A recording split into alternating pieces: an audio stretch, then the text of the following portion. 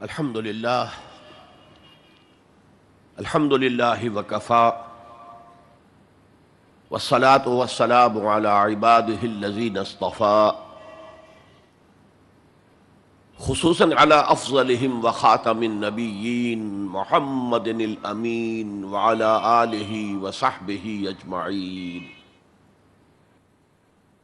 أما بعد فقد قال الله تبارك وتعالى كما ورد في سورة الحجرات: اعوذ باللہ من الشیطان الرجیم بسم اللہ الرحمن الرحیم. قالت الاعراب آمنا قل لم تؤمنوا ولكن قولوا اسلمنا ولما يدخل الإيمان في قلوبكم وإن تطيعوا الله ورسوله لا يلتكم من أعمالكم شيئا ان اللہ غفور رحیم. انما المؤمنون الذين آمنوا بالله ورسوله ثم لم يرتابوا وجاهدوا بأموالهم وأنفسهم في سبيل الله أولئك هم الصادقون. قل أتعلمون الله بدينكم واللہ یعلم ما فی السماوات وما فی الارض واللہ بکل شیء علیم. یمنون علیک ان اسلموا قل لا تمنوا علی اسلامکم بل اللہ یمن علیکم ان ہداکم للایمان ان کنتم صادقین. ان اللہ یعلم غیب السماوات والارض واللہ بصیر بما تعملون. وقال عز وجل كما ورد في سورة الصف: یا ایھا الذین آمنوا هل ادلکم علی تجارۃ تنجیکم من عذاب علیم تؤمنون باللہ ورسولہ وَتُجَاهِدُونَ فِي سَبِيلِ اللَّهِ بِأَمْوَالِكُمْ وَأَنفُسِكُمْ ذَلِكُمْ خَيْرٌ لَكُمْ إِن كُنتُمْ تَعْلَمُونَ. وقال عز وجل كما ورد في نفس السورة: إِنَّ اللَّهَ يُحِبُّ الَّذِينَ يُقَاتِلُونَ فِي سَبِيلِهِ صَفًّا كَأَنَّهُمْ بُنْيَانٌ مَّرْصُوصٌ. صدق اللہ العظیم. وعن الحارث الاشعری رضی اللہ تعالی عنہ قال قال رسول اللہ صلی اللہ علیہ وسلم: انی آمرکم بخمس وفی روایت اللہ امرنی بہن بالجماعت والسمع والطاعت والہجرت والجہاد فی سبیل اللہ. رواہ امام احمد رحمہ اللہ. رب اشرح لی صدری ویسر لی امری واحلل عقدۃ من لسانی یفقہوا قولی. اللہم ربنا الہمنا رشدنا واعذنا من شرور انفسنا. اللہم ارنا الحق حقا وارزقنا اتباعہ وارنا الباطل باطلا وارزقنا اجتنابہ. اللہم نور قلوبنا بالایمان واشرح صدورنا للاسلام. اللہم وفقنا ان نجاہد فی سبیلک باموالنا وانفسنا. اللہم ارزقنا شہادۃ فی سبیلک. آمین یا رب العالمین. معزز حاضرین اور محترم خواتین، السلام علیکم ورحمۃ اللہ وبرکاتہ. ہمارا جو آج کا موضوع ہے وہ عنوان ہی سے نظر آ رہا ہے کہ طوالت طلب ہے. ایمان، اسلام اور اللہ کی راہ میں جد و جہد. سب سے پہلی بات اس ضمن میں یہ سمجھنی چاہیے کہ قرآن مجید میں ایمان اور اسلام اور مومن اور مسلم تقریباً ہم معنی اور مترادف الفاظ کے طور پر استعمال ہوئے. اگرچہ ایمان کا زیادہ تعلق انسان کے باطن سے ہے، اس کے ذہن سے ہے، قلب سے ہے، اور اسلام کا زیادہ تعلق اس کے عمل سے ہے، تاہم جس شخص کے دل میں ایمان ہے اور عمل میں اسلام ہے، اسے آپ مومن کہیں یا مسلم کہیں کوئی فرق واقع نہیں ہوتا. Call the rose by any name, it will smell as sweet. لیکن یہ کہ اگر دو اصطلاحیں ہیں قرآن کی اور ہمارے دین کی، تو لازماً ان میں کوئی فرق ہے. اور یہ جو آج ہم جس کا مطالعہ کر رہے ہیں، یہ مقام قرآن حکیم کا اہم ترین مقام ہے اس خاص مضمون کے اعتبار سے. یہ وضاحت میں نے اس لیے کر دی کہ خاص مضمون کے اعتبار سے کہ قرآن کا کوئی ایک لفظ بھی غیر اہم نہیں ہے، لیکن مختلف موضوعات کے اعتبار سے مختلف مقامات کو سب سے بڑھ کر اہمیت کا حامل قرار دیا جا سکتا ہے. تو خاص اس موضوع پر، ایمان اور اسلام کے فرق پر، یہ مقام قرآن حکیم کا اہم ترین مقام ہے. قالت الاعراب آمنا، یہ بدو لوگ کہہ رہے ہیں ہم ایمان لے آئے. قل لم تؤمنوا، اے نبی ان سے کہہ دیجئے تم ایمان ہرگز نہیں لائے ہو. شاید بعض حضرات سوچے یہ ہرگز کا لفظ تم نے کہاں سے ایڈ کر دیا. تو عربی میں فعل ماضی کی نفی کا ایک طریقہ یہ ہے کہ ماضی ہی کے صیغے پر ما کا اضافہ کر دے. ما آمنتم، تم ایمان نہیں لائے ہو. لیکن فعل مضارع سے قبل لم لایا جائے تو یہ ماضی کی نفی ہے انتہائی تاکیدی. لم تؤمنوا، ما آمنتم نہیں کہا، لم تؤمنوا، تم ہرگز ایمان نہیں لائے ہو. ولیکن قولوا اسلمنا، ہاں یوں کہو کہ ہم اسلام لے آئے ہیں، یا ہم نے اطاعت قبول کر لی ہے، ہم نے سرنڈر کر دیا ہے، اسلام کی، اسلامی ریاست کی بالادستی قبول کر لی ہے. ولیکن قولوا اسلمنا، اور اب دیکھیے نہایت تاکیدی نفی پہلے ہو چکی ہے، لم تؤمنوا، پھر مزید تاکید ولما يدخل الایمان فی قلوبکم، ابھی تک ایمان تمہارے دلوں میں ہرگز داخل نہیں ہوا. یہ پھر لم کا اضافہ ہے. یہ مقام ہے جہاں ان دونوں چیزوں کو بالکل علیحدہ کر کے ایک دوسرے کے مقابل میں لے آئے ہیں. ثابت ہوا ایمان کچھ اور ہے، اسلام کچھ اور ہے. ذرا نوٹ کر لیجئے کہ قرآن مجید میں یا اسلام کی اصطلاحات میں 3 جوڑے ایسے ہیں کہ جن میں عام اور خاص کی نسبت ہے. ایمان خاص ہے، اسلام عام ہے. یعنی ہر مومن تو لازماً مسلم ہے، ہر مسلم لازماً مومن نہیں ہے. یہی معاملہ نبی اور رسول کا ہے.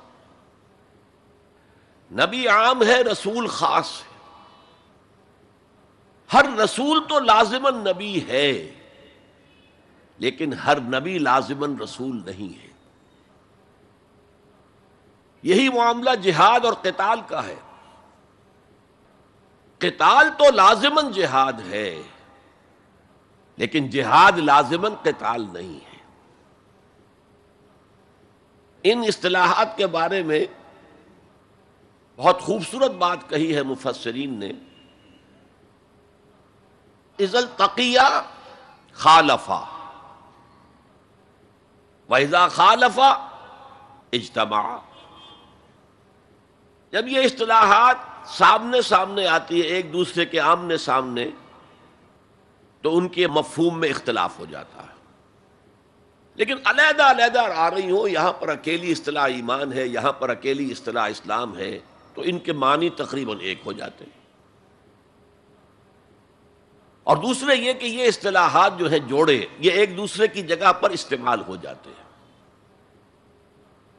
تو ایمان کی جگہ اسلام، اسلام کی جگہ ایمان، یہ استعمال کیے جا سکتے ہیں۔ اور جیسا کہ میں نے شروع میں کہا، یہ دونوں تقریباً قرآن کے عام اسلوب کے اعتبار سے مترادف رحمانی الفاظ ہیں، لیکن یہاں انہیں بالکل علیحدہ کر دیا گیا ہے۔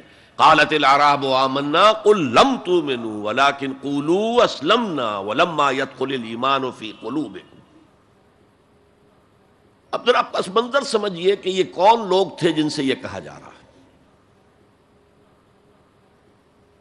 دیکھیے، آپ کو معلوم ہے کہ ابتدا میں جب کہ حضور ابھی مکہ میں تشریف فرما تھے، تو جس شخص کے دل میں ایمان یقین کے درجے میں آ جاتا تھا، صرف وہی کہتا تھا اشہد ان لا الہ الا اللہ واشہد ان محمد رسول اللہ۔ گویا کہ ایمان پہلے آتا تھا، اسلام بعد میں آتا تھا، اس لیے کہ انہیں معلوم تھا کہ اسلام کے اعلان کا مطلب کیا ہوگا۔ گویا کہ اپنے معاشرے کو میں چیلنج کر رہا ہوں، اپنے خاندان سے ہی نہیں، اہل و عیال سے بھی کٹ جانے کے لیے تیار ہوں۔ جو شخص اس حد تک یقین کا حامل ہو جاتا تھا، وہ پھر اسلام کا اعلان کرتا تھا۔ لیکن رفتہ رفتہ صورت بدلی، خاص طور پر ہجرت کے فوراً بعد۔ آپ کو معلوم ہے کہ وہاں اللہ تعالیٰ نے ایسے حالات اور اسباب پیدا کر دیے کہ جو دو قبیلے وہاں پر اصل عرب قبیلے آباد تھے، اوس اور خزرج، ان دونوں کے تمام اکابر ایمان لے آئے۔ اور قبائلی زندگی کا معاملہ آپ کو معلوم ہے کہ اگر سرداروں نے ایمان قبول کر لیا تو پھر دونوں قبیلوں نے ایمان قبول کر لیا۔ لیکن یہاں کیفیت اب وہ نہیں تھی۔ یقیناً بہت سے لوگ ان میں وہ تھے جنہوں نے دل کے ساتھ ایمان قبول کیا تھا، اس کے فیس ویلیو پر تسلیم کیا تھا، لیکن بہت سے لوگ وہ بھی تھے کہ جو یہ دیکھ کر کہ پورا قبیلہ اسلام لا رہا، چلو ہم بھی شامل ہو جائیں۔ یہ صورت تبدیل ہونی شروع ہو گئی، یعنی ان کے حد تک اسلام پہلے آ گیا، پھر رفتہ رفتہ حضور کی معیت میں رہے، حضور کی صحبت حاصل رہی اور اس سے استفادہ کیا تو ایمان بھی پیدا ہوتا چلا گیا۔ اب یہاں اسلام پہلے آیا، ایمان بعد میں آیا۔ یہی کیفیت ہماری ہے آج۔ ہم مسلمان تو پیدائشی طور پر ہیں، مسلمان والدین کے گھر میں پیدا ہوئے، الا یہ کہ کوئی اور کسی دوسرے مذہب سے تعلق رکھنے والا ایمان قبول کرتا ہے، اسلام قبول کرتا ہے، تو اسے بھی اپنے خاندان سے کٹنا پڑتا ہے، اسے اسی طرح کے حالات سے، چاہے وہ مار پیٹ اور وہ پرسیکیوشن اور وہ تشدد اور وہ ٹارچر نہ ہو جو ہو رہا تھا مکہ مکرمہ میں، لیکن بہرحال کافی کچھ قیمت انسان کو ادا کرنی پڑتی ہے اپنے اسلام کے قبول کرنے کی۔ لیکن ہماری 99,999 فی لاکھ جو اکثریت ہے وہ تو انہی پر مشتمل ہے جو آباء و اجداد کی وجہ سے due to accident of birth مسلمان ہیں۔ تو اسلام تو پیدائشی طور پر مل گیا، پیدا ہوتے ہی داہنے کان میں اذان پڑھی گئی، بائیں میں اقامت کہی گئی۔ بڑا عجیب سا نکتہ ہے، ایک صاحب نے جب بیان کیا تو میں واقعی چونک گیا۔ انسان کی پیدائش کے وقت اذان دی گئی اور اقامت کہی گئی، نماز کوئی نہیں، اور اس کے انتقال کے وقت نماز پڑھی گئی بغیر کسی اذان کے، بغیر کسی اقامت کے۔ گویا کہ اس نماز کی اذان اور اقامت پیدائش کے وقت ہے جو نماز جنازہ کی شکل میں اس کی موت کے وقت پڑھی جا رہی ہے۔ اور یوں کہا جا سکتا ہے کہ ہماری یہ دنیاوی زندگی بس اتنے ہی وقفے کا نام ہے جتنی کہ اذان اور اقامت اور نماز کے درمیان ہوتی ہے۔ بہرحال یہ جو صورتحال کی تبدیلی ہوئی، جس کو میں نے کہا کہ ہمارے ہاں یہ دوسری تبدیلی 100% موجود ہے، یہ تبدیلی اپنے کلائمیکس کو پہنچ گئی جب حضور کو اللہ تعالیٰ نے اتنی کامیابی عطا کی کہ مکہ بھی فتح ہو گیا، تو اگرچہ عرب میں کوئی فارمل گورنمنٹ نہیں تھی، کوئی حکومت فارمل وہاں قائم نہیں تھی، لیکن قریش کا مقام پورے عرب میں ایسے ہی تھا جیسے کہ کسی ملک کا صدر مقام ہوتا ہے۔ مذہبی مرکز وہی تھا، خانہ کعبہ وہاں تھا، تمام قبیلوں کے بت وہاں رکھے ہوئے تھے، قریش اس کے متولی تھے، لہذا قریش کو امتیازی حیثیت حاصل ہو گئی، اور اس کا سب سے بڑا معاشی فائدہ جو انہیں ہوا تھا وہ یہ تھا کہ جب کہ دوسرے کسی قبیلے کا کوئی تجارتی قافلہ بچ کر نہیں جا سکتا تھا، اس پہ لوٹ مار، وہاں قریش کے قافلے کو کوئی ہاتھ نہیں لگاتا تھا، اس لیے کہ ہمارے تو خدا ان کے ہاسٹیجز ہیں، ہمارے بت جو ہیں رکھے ہوئے ہیں ان کے پاس خانہ کعبہ کے اندر، اگر ہم ان کے قافلے پر کوئی حملہ کریں گے تو وہ ہمارے بتوں کی گردن توڑ کر یا ایسے اٹھا کر باہر پھینک دیں گے۔ تو بہت بڑا سیاسی اور بہت بڑا معاشی فائدہ قریش کو تھا اس خانہ کعبہ کی وجہ سے، اور اس پر ایک پوری سورت ہے قرآن مجید کی، لإلاف قریش ایلافہم رحلۃ الشتاء والصیف فلیعبدوا رب ھذا البیت الذی اطعمہم من جوع وآمنہم من خوف۔ اس گھر کی وجہ سے ان کو معاشی فوائد حاصل ہے اور امن حاصل ہے۔ بہرحال جب مکہ فتح ہو گیا حضور کے دست مبارک پر صلی اللہ علیہ وسلم، تو اب پورے عرب کے اطراف و اکناف میں یہ بات طے ہو گئی کہ اب جدید اصطلاح میں ہم کہیں گے it's no use continuing resistance, اب ہم کیا مخالفت کریں اور کیا اب آپ کا راستہ روکنے کی کوشش کریں، بات ختم ہو گئی جب مکے پر اب حضور کا قبضہ ہے صلی اللہ علیہ وسلم۔ تو اب قبیلوں نے اپنے وفد بھیجنے شروع کیے، فلاں وفد آ رہا ہے ایمان کا اعلان کر رہا ہے، پورا قبیلہ ایمان لے آیا ہے، فلاں قبیلے کا وفد آ رہا ہے ایمان کا اظہار کر رہے ہیں، مسلمان ہو گئے ہیں، پورا عرب مسلمان ہو گئے۔ اب یہ لوگ جو ایمان لا رہے تھے، اور ایمان لانے کا مطلب کیا ہے؟ صرف یہ کہہ دینا اشہد ان لا الہ الا اللہ واشہد ان محمد رسول اللہ صلی اللہ علیہ وسلم، ان کی اندرونی کیفیات تین میں سے کوئی سی ایک ہو سکتی تھی، یا تو واقعی ان میں سے بھی کچھ لوگ ایسے تھے جو واقعتاً صدق دل سے ایمان لائے، ایسا بھی ہو سکتا ہے کہ وہ پہلے ہی سے ایمان لا چکے ہوں لیکن اپنے قبیلے کی عصبیت کی وجہ سے، اور یہ کہ پھر قبیلے کو چھوڑ کر کہیں جانا پڑے گا وہ اظہار نہ کر رہے ہوں، اب اس کے اظہار کے اندر کوئی معنی نہیں رہا، کوئی رکاوٹ نہیں رہی، کوئی رسک نہیں رہا، یہ بھی ہو سکتا ہے۔ تو ایک ممکن کیفیت تو یہ تھی کہ وہ ایمان لائے ہو حقیقتاً صدق قلب سے، اور ایک ممکن صورت یہ تھی، اور یہ ہر انقلابی عمل میں ہوتا ہے، کہ مخالف انقلاب قوتیں جب یہ سمجھتی ہیں کہ اب ہمارا بس نہیں چلے گا، اب ہم انقلاب کا راستہ نہیں روک سکتے، تو بظاہر سرنڈر کر دیتے ہیں، لیکن دلوں میں ایک ارادہ ہوتا ہے دیکھیں گے کوئی موقع ملا، وہ حالات بدلے تو پھر ان سے نبٹ لیں گے۔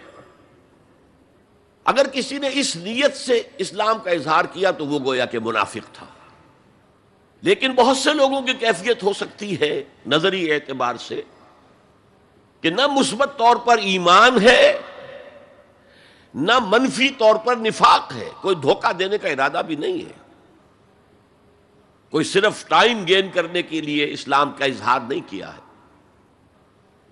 تو گویا کہ یہ پازیٹو ویلیو ایمان کی +1 +2 +3 +4 ایمان کے درجے ہیں، ایک عام آدمی کا ایمان ہے، ایک ابو بکر صدیق کا ایمان ہے، زمین و آسمان کا فرق ہے، خود صحابہ میں یہ درجہ بندی تھی، اور ہم تو اپنے ایمان سے کیا نسبت اور کیا تناسب قائم کریں گے صحابہ کے ایمان کے ساتھ، بالخصوص ابو بکر صدیق جیسے صدیق اکبر کے ایمان کے ساتھ رضی اللہ تعالی عنہ۔ اسی طرح -1 -2 -3 -4 یہ منافقت کے درجے ہیں. کس درجے کا نفاق ہے، کس درجے میں ڈٹرمینیشن ہے کہ we have only to buy time, اب اس کے سوا چارہ نہیں ہے، اب ہم ریزسٹ نہیں کر سکتے. It's no use continuing resistance. سر جھکا لو and wait for some occasion, opportunity, کہ پھر کھڑے ہو اور اس انقلاب کو انڈو کر دیں، ختم کر دیں. کاؤنٹر ریولوشنری موومنٹ جیسے کہ بالفعل ہوئی. جھوٹے نبی کھڑے ہو گئے، اور ایک مرحلہ تو ایسا آیا کہ معلوم ہوتا تھا کہ پورا عرب مرتد ہو گیا. جیسے وہ شکل تھی اذا جاء نصر اللہ والفتح ورأیت الناس يدخلون فی دین اللہ افواجا، اس کے بالکل برعکس پوزیشن ہو گئی یخرجون من دین اللہ افواجا. اسلام جو ہے وہ صرف چند شہر جو ہیں حجاز کے ان تک محدود رہ گیا. ابن تیمیہ رحمۃ اللہ علیہ نے ایک عنوان قائم کیا ہے، اثبات الاسلام بغیر الایمان. اسلام کا اثبات، تسلیم کر لینا اسلام کو بغیر ایمان کے. اس آیت کے حوالے سے قالت الاعراب آمنا قل لم تؤمنوا ولكن قولوا اسلمنا ولما يدخل الايمان في قلوبكم. اب اگلا ٹکڑا اس آیت کا یہ ثابت کر رہا ہے کہ وہ منافق نہیں تھے. وَإِن تُطِيعُوا اللَّهَ وَرَسُولَهُ لَا يَلِدْكُم مِّنْ أَعْمَالِكُمْ شَيْئًا. اگر تم اللہ اور اس کے رسول کی اطاعت کرتے رہو، اس لیے کہ اسلام کے معنی یہ تو ہے، یہ تو لازماً کرنا ہوگا. وہ دور جو ہے آج کی طرح تو نہیں تھا کہ نماز نہ پڑھو تب بھی مسلمان، پڑھو تب بھی مسلمان، کروڑ پتی ہونے کے باوجود حج نہ کرو تب بھی مسلمان. تو یہ بات تو نہیں تھی اس وقت. تو یہ کہ اطاعت تو کرنی پڑتی تھی، اس لیے کہ اطاعت تو ظاہر ہو جاتی ہے، کوئی کر رہا ہے کون نہیں کر رہا ہے. ایک چھوٹی سی بستی مدینے کی، ان میں کون نماز پڑھ رہا ہے کون نہیں پڑھ رہا صاف واضح ہوتا تھا. لہذا منافقین کو بھی آ کر نماز پڑھنی پڑتی تھی، بلکہ جو رئیس المنافقین تھا وہ ہمیشہ پہلی صف میں ہوتا تھا. اور جب حضور صلی اللہ علیہ وسلم خطبہ دینے کے لیے کھڑے ہوتے تھے تو پہلے وہ کھڑا ہوتا تھا اور کہتا لوگوں دیکھو ان کی بات توجہ سے سنو، یہ اللہ کے رسول ہیں. وہ اپنی اہمیت جتانے کی خاطر، اس لیے کہ یہ جو اوس اور خزرج کے دو قبیلے تھے، ان میں اوس کا قبیلہ چھوٹا تھا، خزرج کا بڑا تھا، اور اس کا سردار یہ تھا سب سے بڑا. اور اس کے لیے طے ہو چکا تھا، مدینے والے اس ضرورت کو محسوس کر رہے تھے کہ یہاں 5 قبیلے آباد ہیں، اور 2 تو قدیم عرب کے ہیں جو یمن سے آ کر آباد ہوئے، اوس اور خزرج، اور 3 عرب سے باہر سے آئے ہوئے ہیں یہودی قبائل، بنو قینقاع، بنو نذیر یا نذیر اور بنو قریظہ. اب 5 قبیلوں کا ایک شہر ہے، ہر قبیلے کا نظام تو اپنی جگہ مستحکم ہے، اس کا ایک سردار ہے اور اس کی بات قبیلے والوں کو ماننی ہے. لیکن ان 5 کے درمیان معاملات جو ہیں، کوئی آربیٹریٹر ہونا چاہیے، کوئی ایک ایسا ہونا چاہیے شخص کہ جس کی بات وہ 5 سنیں اور مانیں. اس لیے انہیں بادشاہ کی ضرورت محسوس ہوئی کہ کسی کو ہم اپنا بادشاہ بنا لیں. اور قرۂ فال بنام من دیوانہ زدند عبداللہ ابن ابی، اس کے بارے میں طے ہو گیا یہ ہمارا بادشاہ ہوگا. اس کے لیے تاج تیار ہو گیا سونے کا. تاج پوشی باقی تھی کہ حضور تشریف لے آئے بے تاج بادشاہ کی حیثیت سے. اس کے سارے خواب بکھر گئے. لہذا منافق اول بھی وہ اور رئیس المنافقین بھی وہ. ایمان تو وہ بھی لے آیا، اگرچہ لایا ذرا لیٹ غزوہ بدر کے بعد، لیکن یہ ہے کہ وہ ایمان لایا تھا اسی انداز کا کہ ابھی دیکھیں گے. ہوا دیکھو، ہوا کا رخ دیکھو، تیل دیکھو، تیل کی دھار دیکھو، کوئی حالت ایسی ہو جائے کہ پھر معاملہ تلپٹ کر دیا جائے. تو یہاں کہا جا رہا ہے وَإِن تُطِيعُوا اللَّهَ وَرَسُولَهُ لَا يَلِدْكُم مِّنْ أَعْمَالِكُمْ شَيْئًا، جبکہ منافق کا کوئی عمل بھی قبول نہیں.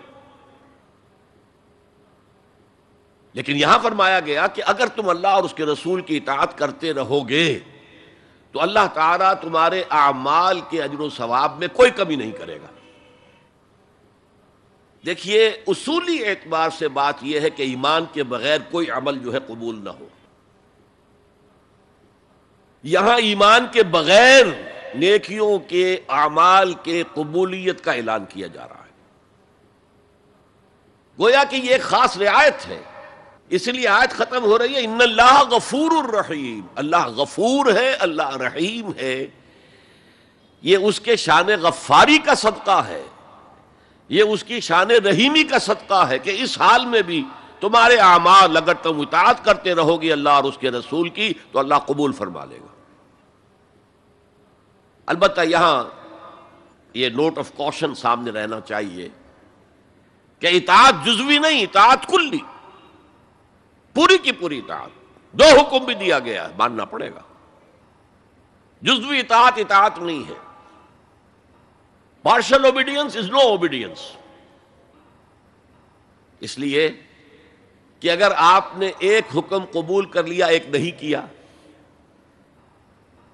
تو جو نہیں کیا کیوں نہیں کیا؟ کہ وہ آپ کے نفس کو پسند نہیں. جو قبول کیا وہ کیوں کیا؟ کہ نفس نے الاؤ کر دیا آپ کو کہ ٹھیک ہے کر لو، کوئی حرج نہیں. دونوں حالتوں میں ویٹو تو نفس کے ہاتھ میں ہے. لہذا partial obedience is no obedience at all. چنانچہ اس پر جو وعید آئی ہے سورہ بقرہ کی آیت نمبر 85 میں، افتؤمنون ببعض الکتاب وتکفرون ببعض، تو کیا تم ہماری کتاب اور شریعت کے ایک حصے کو مانتے اور ایک کو نہیں مانتے؟ فما جزاء من یفعل ذلک منکم، تو جو کوئی بھی تم میں سے یہ روش اختیار کرے گا اس کی کوئی سزا نہیں ہے الا خزی فی الحیات الدنیا، سوائے اس کے کہ دنیا کی زندگی میں ذلیل اور خوار کر دیے جائیں. وَيَوْمَ الْقِيَامَةِ يُرَدُّونَ إِلَىٰ أَشَدِّ الْعَذَابِ، اور قیامت کے دن شدید ترین عذاب میں جھونک دیے جائیں. وَاللَّهُ بِغَافِلٍ عَمَّا تَعْمَلُونَ، اور جو کچھ تم کر رہے ہو اللہ اس سے غافل نہیں ہے. تم اپنی ظاہری ٹیپ ٹاپ سے، اپنے داڑھیوں کے طول سے اللہ کو دھوکہ نہیں دے سکتے، اپنے عمروں اور حجوں کی تعداد سے اللہ کو دھوکہ نہیں دے سکتے. He sees you through and through، تمہارے باطن کو دیکھتا ہے، تمہارے دل کو دیکھتا ہے. اسے معلوم ہے کہ تم نے حج تو کیا، حرام کی کمائی سے کیا ہے. بہرحال یہ بڑی شدید وعید والی آیت ہے قرآن مجید میں کہ جس کا نقشہ ہماری نگاہوں کے سامنے آج دنیا میں مسلمانوں کی کیا وقت ہے، کیا حیثیت ہے. 1.25 ارب سے لے کر 1.5 ارب تک کی تعداد ہے جو آنکی جاتی ہے مسلمانوں کی دنیا میں. گویا کہ ہر چوتھا یا ہر 5واں انسان مسلمان ہے. کتنا بڑا رقبہ ان کے قدم و تلے ہے. ہر طرح کے وسائل اللہ نے مہیا کیے ہیں، معدنیات، نباتات، پھر جو آج کی سب سے بڑی دولت تیل، اس کے سب سے بڑے ذخیرے مسلمانوں کے قدم و تلے. اس سب کے باوجود عزت نام کی کوئی شے نہیں. بین الاقوامی معاملات میں کوئی ہم سے رائے لیتا ہی نہیں. کسٹمی پرسد کے بھیا کیسٹی تم ہو کون، تمہاری رائے کیا؟ G7 بیٹھیں گے، G9 بیٹھیں گے، G13 ہوں گے، G15 ہوں گے، وہ بیٹھ کر طے کریں گے. کوئی مسلمان ملک نہ G7 میں نہ G15 میں، جسے ہم محاورے میں کہتے ہیں نہ 3 میں نہ 13 میں. یہ ہے ہماری عزت آج دنیا میں. اکثر مسلمان ملکوں کی حکومتیں امریکہ کی جیب میں ہیں. یہ ہے ہماری حیثیت. تو ذلت جو ہے وہ تو آج ہم پر ہے مسلط. فما جزاء من یفعل ذلک منکم الا خزی فی الحیات الدنیا ویوم القیامت. اب یہ قیامت کے دن کی بات جو اللہ فرما رہے ہیں، دعا ہی کی جا سکتی ہے کہ اللہ تعالیٰ اس سے بچا لے، کرم فرمائے، اپنی شان غفاری اور شان رحیمی سے ہمیں اس روز کی ذلت سے اور شدید ترین عذاب میں جھونک دیے جانے کی جو یہاں پر خبر سنائی جا رہی ہے، وعید سنائی جا رہی ہے، اللہ تعالیٰ اس سے بچا لے. تو اس آیت کو اب آپ سامنے رکھیے. البتہ ایک بات میں اور آپ سے عرض کر دوں کہ جو کیفیت اس آیت میں سامنے آئی ہے یہ مستقل نہیں رہ سکتی. اگر کوئی شخص واقعتاً چاہے آغاز میں اس کا دل پازیٹیولی ایمان سے خالی تھا، لیکن ساتھ ہی نیگیٹو نفاق سے بھی خالی تھا. کہہ سکتے ہیں زیرو لیول ہے، پلس ویلیوز اور مائنس ویلیوز کے درمیان زیرو آئے گا. تو باطن کے اعتبار سے چاہے وہ زیرو لیول پر تھا، لیکن اگر وہ اطاعت کرتا رہا، نماز پڑھتا رہا، روزہ رکھتا رہا، زکوٰۃ دیتا رہا، حرام چیزوں سے بچتا رہا، فرائض ادا کرتا رہا، تو اس سے لازماً ایمان پیدا ہو جائے گا اس کے دلوں میں. اس لیے کہ یہ دو طرفہ پروسیس ہے، بائی لیٹرل. ایمان سے عمل پیدا ہوتا، عمل سے ایمان پیدا ہوتا. عمل انسان جب کرتا ہے، اللہ کی راہ میں قربانیاں دیتا ہے، زادتہم ایمانا، ان کے ایمان میں اضافہ ہو گیا. اچھا، اب یہ ہے پس منظر ایمان اور اسلام کا فرق. اب اس کے حوالے سے یہ بھی، اس سے پہلے اگرچہ میں اشارے کر چکا ہوں، اسلام کی جو تعریف کی گئی ہے، متفق علیہ روایت ہے حضرت عبداللہ ابن عمر سے رضی اللہ تعالی عنہما، بنی الاسلام علی خمس، اسلام کی عمارت 5 چیزوں پر قائم ہے. شہادت اللہ الہ الا اللہ وان محمد رسول اللہ، واقام الصلاۃ وایتاء الزکوٰۃ وصوم رمضان وحج البیت من استطاع الیہ سبیلا. کلمہ شہادت ہے کہ میں گواہی دیتا ہوں اللہ کے سوا کوئی معبود نہیں، اور میں گواہی دیتا ہوں کہ محمد صلی اللہ علیہ وسلم اللہ کے رسول ہیں. پھر 4 عبادات ہیں، نماز ہے، روزہ ہے، زکوٰۃ ہے، حج ہے. تو اسلام جو ہے دنیا میں قائم ہے ان 5 بنیادوں پر. اب ان میں خاص طور پر دیکھیے لفظ ایمان کہیں نہیں آیا. گویا کہ اسلام کی بنیاد اقرار باللسان پر ہے، اور دنیا میں کسی شخص کے مسلمان سمجھے جانے کا دار و مدار صرف اسی پر ہوگا. اگرچہ بعض فقہا نے کہا ہے کہ تصدیق بالقلب بھی ہونی چاہیے ساتھ، ٹھیک ہے، لیکن ہم ویریفائی تو نہیں کر سکتے نا. دنیا میں تو معاملہ قانون کا ہے، اور قانون تو ویریفائیبل فیکٹس کے اوپر فیصلہ کرے گا. ہم نہ کسی کے ایمان کو ویریفائی کر کے سند دے سکتے ہیں کہ ایمان ہے، نہ کسی کے ایمان کی نفی کر سکتے ہیں. تو دنیا میں معاملہ سارا اسلام پر ہے. ایک مسلمان اسلامی ریاست کا مکمل شہری ہے، ایک مسلمان معاشرے کا مکمل ایک رکن ہے. اسلام ہی پر سارا نظام ہے اس دنیا میں، لیکن آخرت میں سارا دار و مدار ایمان پر ہے. اس لیے کہ اللہ تو معذور نہیں ہے کہ دلوں کے حال کو نہ جانتا ہو. ان اللہ لا ينظر الى صورکم ولا الى اموالکم ولکن ينظر الى قلوبکم واعمالکم. اللہ تعالیٰ نہ تمہاری صورتوں کو دیکھتا ہے، نہ تمہارے مالوں کو دیکھتا ہے، بلکہ وہ تو دیکھتا ہے تمہارے دلوں کو اور تمہارے اعمال کو. امام بخاری رحمۃ اللہ علیہ کا موقف کہ ایمان میں عمل بھی شامل ہے انٹیگرل پارٹ کی حیثیت سے، یہ حقیقی ایمان کے اعتبار سے 100% درست ہے. تو دل میں یقین ہوگا تو کیسے عمل اس کے خلاف ہو جائے گا.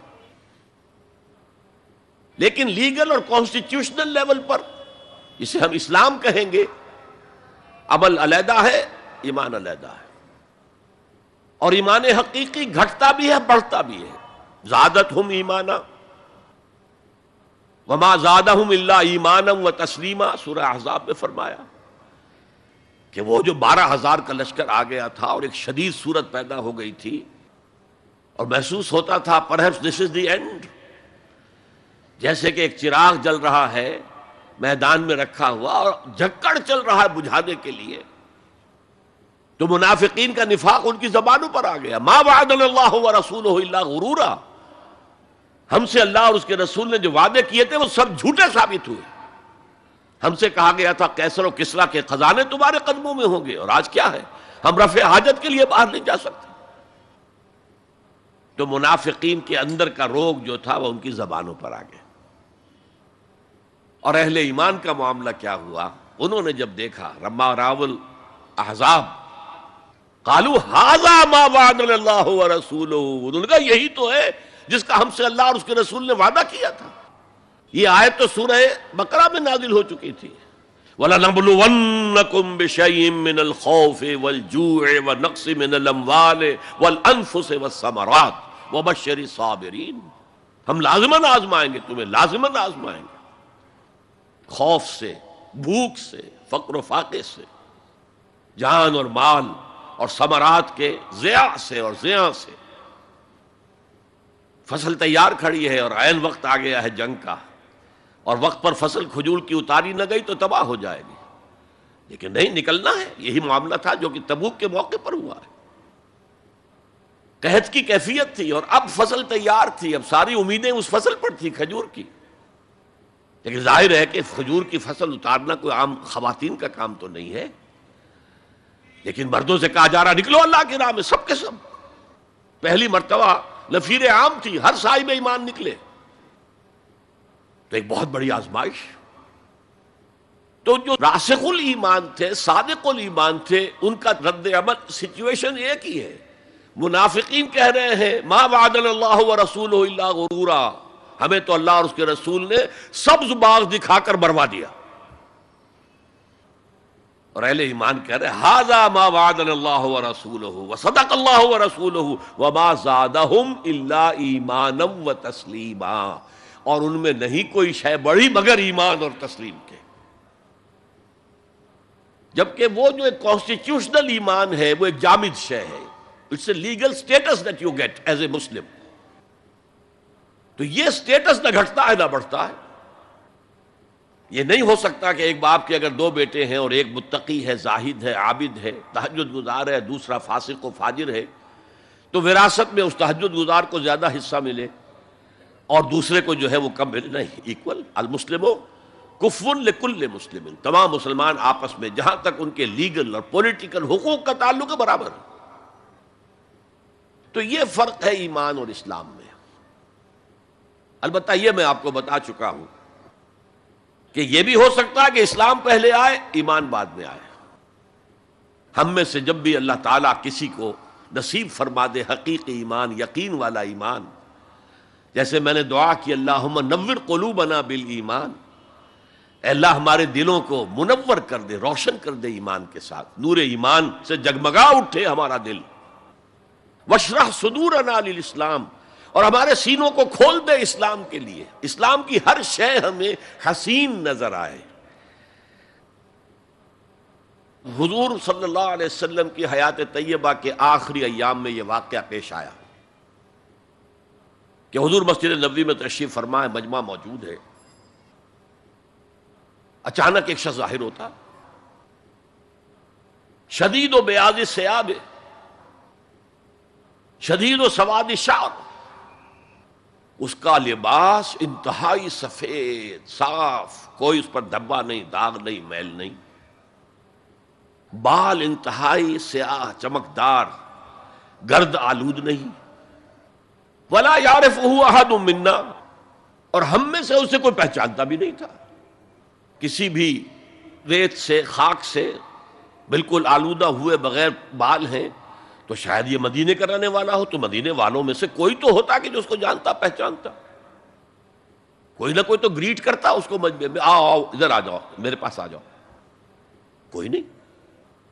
اور اگر براہ راست باہر سفر سے آ رہا ہے تو کچھ گرد آلود بال ہوتے، کچھ کپڑے میلے کچیلے ہوتے، تو لوگ حیران تھے۔ اور مزید یہ کہ اس نے سیدھا تیر کی طرح مجمع کو چیرتا ہوا حضور کے عین سامنے جا کر بیٹھ گیا۔ اب لوگ حیران ہیں، یہ ہے کون؟ اس کی یہ جرت، یہ جسارت، اور اس طرح دو زانو بیٹھا کہ حضور کے گھٹنوں کے ساتھ اپنے گھٹنے جوڑ دیے اور حضور کی رانوں پر اپنے دونوں ہاتھ رکھ دیے۔ اب سوال کیا، یا محمد اخبرنی عن الاسلام، اے محمد مجھے بتاؤ اسلام کیا ہے؟ حضور نے فرمایا وہی جو میں ابھی آپ کو حدیث سنا چکا ہوں، الاسلام ان تشہد اللہ الہ الا اللہ وان انا رسول اللہ وان تقیم الصلاۃ وتؤتی الزکاۃ وتصوم رمضان وتحج البیت ان استطعت الیہ سبیلا۔ پھر کہا اخبرنی عن الایمان۔ لیکن یہ کہ ان روایتوں میں بھی اس کو روایت کرنے والے بہت سے صحابہ ہیں، عبداللہ ابن عمر بھی ہیں، حضرت عمر خود بھی ہیں رضی اللہ تعالی عنہما، ابو ہریرہ بھی ہے، عبداللہ ابن مسعود بھی ہیں. چونکہ ایک مجمع میں واقعہ ہو رہا تھا نا، تو مجمع کے اندر تو بہت سے لوگ سن رہے ہیں. اگرچہ جیسے آج بھی ہوگا کہ میں جو بات کہہ رہا ہوں، آپ میں سے بہت سے حضرات میری ساری بات سن کر اگر کہیں جا کر رپورٹ کریں گے تو ان کی باتوں میں اختلاف ہو جائے گا. لہذا اس حدیث کی روایت میں اختلاف ہے. بعض روایتوں میں یہ ہے کہ پہلے پوچھا اخبرنی عن الایمان، پھر پوچھا اخبرنی عن الاحسان یا عن الاسلام. اور یہ جو حضرت عمر کی روایت ہے اس میں ہے سب سے پہلے آپ نے پوچھا اخبرنی عن الاسلام، پھر دوسرا سوال آیا اخبرنی عن الایمان. اچھا، اس کے بعد ایک دو سوال اور بھی کیے، اب میں تفصیل میں نہیں جا سکتا. پھر وہ شخص چلا گیا. حضور نے کہا ذرا اس کو بلانا واپس، تو دیکھا تو کہیں بھی نہیں. زمین کھا گئی، آسمان اچک کر لے گیا، اللہ جانے.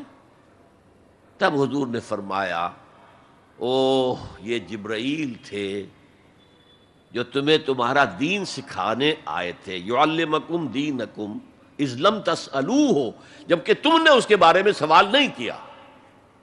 اور یہ پہلی بار ہے کہ میں جبرائیل کو پہچان نہیں سکا. انسانی شکل میں وہ آئے اور میں پہچان نہیں پایا، ورنہ اکثر حضرت دہیہ کلبی کی شکل میں آتے تھے انسانی صورت میں. جب بھی حضرت جبرائیل آتے تھے، حضرت دہیہ کلبی جو ہیں وہ بہت ہی حسین جوان رانا، ان کی شکل میں آتے تھے. بہرحال یہ اتنا اہم مسئلہ ہے کہ اس کو کلیئر کرنے کے لیے کہ دودھ کا دودھ پانی کا پانی علیحدہ ہو جائے. ایمان کیا ہے، اسلام کیا ہے. دنیا کا نظام اسلام پر ہے، ایمان پر نہیں ہے. آخرت کا معاملہ ایمان پر ہے، اسلام پر نہیں ہے. کوئی شخص مسلمانوں کا بہت بڑا قائد ہو، بہت بڑا لیڈر ہو، لیکن ہو سکتا ہے آخرت میں زیرو ہو. میں حدیث سنا چکا ہوں آپ کو. ایک شخص دنیا میں شہید سمجھا جا رہا تھا، ایک شخص دنیا میں بہت بڑا عالم سمجھا جا رہا تھا، ایک شخص دنیا میں بہت بڑا سخی سمجھا جا رہا تھا، اور اللہ نے سب کے دعوے جو ہیں ان کی نفی کر دی. تم نے جنگ کی تھی اس لیے لیقال جریء کہا جائے، بہت ہی جری آدمی ہے صاحب، بہت بہادر آدمی، کیا کہنے اس کے. لیقال سخی، بھائی بڑا سخی آدمی ہے، سخاوت کے دریا بہا دیے اس نے. بھائی بہت بڑا عالم ہے، اس سے علم کا کتنا جو ہے لوگوں کو فیض پہنچا ہے. وقد قیلا، یہ تمہارا مقصود تھا، وہ مقصود دنیا میں حاصل ہو چکا. تمہاری شہرت کے ڈنکے بج چکے، اب یہاں تمہارے لیے کچھ نہیں. اور پھر اللہ حکم دے گا اور فرشتے منہ کے بل گھسیٹتے ہوئے اسے جہنم میں جھونک دیں گے. تو وہ اسلام وہاں کام نہیں آئے گا. بلکہ اسلام کیا، اسلام پر اتنی اضافی خوبیاں بھی کام نہیں آئیں گی اگر دل میں ایمان نہیں اور اس کے نتیجے میں نیت درست نہیں. حقیقت البر پر ہم گفتگو کر چکے ہیں، نیکی کی اصل حقیقت کیا ہے. اسی موضوع پر اصل میں امام ابو حنیفہ جو فقیہ ہے، ان کی کوئی کتاب اور تصنیف فقہ پر نہیں ہے. وہ سارے ان کے شاگردوں کے فتاوی ہیں جو بعد میں مرتب ہوئے. ہاں ان کی ایک تصنیف ہے الفقہ الاکبر، بڑی فقہ جو میجر ایشوز ہیں. مسلمان کون ہے، اور مسلمان گناہ کبیرہ کرے تو کافر ہو جاتا ہے یا نہیں ہو جاتا. بعض احادیث سے ثابت ہوتا ہے کہ وہ تو کافر ہو گیا، ایمان سے محروم ہو گیا. میں وہ حدیث سنا چکا ہوں آپ کو، واللہ لا یؤمن واللہ لا یؤمن واللہ لا یؤمن. خدا کی قسم وہ شخص مومن نہیں، خدا کی قسم وہ شخص مومن نہیں، خدا کی قسم وہ شخص مومن نہیں. صحابہ لرز گئے، کانپ گئے. قیل من یا رسول اللہ، حضور کس کے بارے میں ارشاد فرما رہے ہیں؟ فرمایا الذی لا یامن جارہ بوائقہ، وہ شخص کہ جس کی ایذا رسانی کی وجہ سے اس کا پڑوسی چین میں نہیں ہے، امن میں نہیں، سکون میں نہیں. تو بظاہر تو نتیجہ نکلا کہ ایمان کی اتنی نفی ہو رہی تو کافر ہے. اور یہی سب سے بڑی غلطی جو سب سے پہلا فرقہ پیدا ہوا اسلام میں، وہ تو اسی بنیاد پر ہوا تھا. خوارج کا موقف یہی تھا، گناہ کبیرہ کا مرتکب کافر ہے، اور کافر ہے تو گویا کہ مرتد ہے، اور مرتد ہے تو واجب القتل ہے. اس کا مال بھی تم پر مباح ہے کہ لے لو اور قبضہ کر لو، اس کی بیویاں بیٹیاں بھی تم پر مباح ہے کہ انہیں اپنی کنیزیں بنا لو. حالانکہ بڑے متقی لوگ تھے خوارج. حضرت علی کو بہرحال ان سے جنگ کرنی پڑی. 4000 خوارج جو ہیں جنگ نہروان کے اندر قتل ہوئے. اور پھر خوارج کی تکفیر پر امت کا اجماع ہوا کہ وہ دائرہ اسلام سے خود خارج ہو گئے تھے. ان موضوعات پر امام ابو حنیفہ کی تسلیم اپنی ہے. گناہ کبیرہ سے بھی کوئی شخص کافر نہیں ہوتا. بہرحال ہمارا جو اصل موضوع ہے اس کی طرف میں آ رہا ہوں. اسلام اور ایمان کو جب علیحدہ علیحدہ اس طرح کر دیا، نیچرلی اب ایک سوال پیدا ہوتا ہے کہ پھر مومن کو ڈیفائن کیجئے. ہو از اے مومن؟ We want to be acknowledged as مومنز. کیا پری ریکویزٹس ہیں، کیا شرائط ہیں؟ یہ دیکھیے ربط آیت بالآیت. چونکہ آیت نمبر 14 میں اسلام اور ایمان جدا، اور کچھ لوگوں کا اسلام قبول، اطاعت قبول، ایمان کی نفی مطلق. لم تؤمنوا ولما يدخل الایمان فی قلوبکم. تو اس پس منظر میں نیچرل کوسچن ہے جو اٹھتا ہے، مومن کون ہے؟ ڈیفائن کیجیے. اور یہ آیت اگلی اس اعتبار سے قرآن مجید کی اہم ترین آیت ہے. A comprehensive definition of who is a مومن، جس کو اصطلاح میں کہا جاتا ہے جامع و مانع تعریف. جامع اور مانع تعریف، کسی چیز کو ڈیفائن کریں اس طریقے سے کہ کوئی شے جو اس کے باہر ہے وہ اس میں داخل نہ ہو جائے، اور کوئی شے جو اس کا جز ہے باہر نہ رہ جائے. جامع بھی ہو، اس کے تمام اجزاء اس میں آ جائیں، اور مانع ہو کہ کوئی شے جو اس سے مناسبت نہ رکھتی ہو اس میں شامل نہ ہو سکے. جامع و مانع تعریف مومن کی وہ اس آیت میں، آیت نمبر 15 میں. انما المؤمنون الذین آمنوا باللہ ورسولہ ثم لم یرتابوا. اب یہاں بھی وہ اسلوب حصر ہے، انما. اور حصر کا مفہوم میں کئی دفعہ سمجھا چکا ہوں کہ آپ کہیں کہ زید عالم ہے، اس سے دوسروں کے علم کی نفی نہیں ہوئی، اور بھی ہو سکتے ہیں. زید ہی عالم ہے تو دوسروں کی نفی ہو گئی کہ اس مجمع میں صرف ایک عالم ہے اور وہ زید ہے، باقی کوئی عالم نہیں. اسے حصر کہتے ہیں. تو میں نے چونکہ کہا ہے کہ most comprehensive definition of who is a مومن، اس کا آغاز بھی حصر سے ہے، اس کا اختتام بھی حصر پر ہے. انما کلمہ حصر ہے، اور آخر میں اولئک ھم الصادقون، وہ بھی اسلوب حصر ہے. انما المؤمنون الذین آمنوا باللہ ورسولہ ثم لم یرتابوا. مومن تو صرف وہ ہے جو ایمان لائے اللہ پر اور اس کے رسول پر، پھر شک میں ہرگز نہیں پڑے. یہ پھر لم آ گیا، یہاں مرتابو نہیں آیا، لم یرتابو، ہرگز شک میں نہیں پڑے. یہ واحد مقام قرآن کا جہاں پر کہ یہ لفظ اضافی طور پر آیا ہے ایمان کے بعد. ثم لم یرتابو، یرتابو بنا ریب سے، شک. الف لام میم ذالک الکتاب لا ریب فیہ. ارتابا یرتابو، شک میں پڑ جانا. ثم لم یرتابو، پھر شک میں ہرگز نہیں پڑے. ان کا دل ایمان پر یقین کے ساتھ معمور ہو گیا. چنانچہ پازیٹو انداز میں یہی شان بیان ہوئی ہے صحابہ کی اکثریت کی اسی سورہ حجرات میں.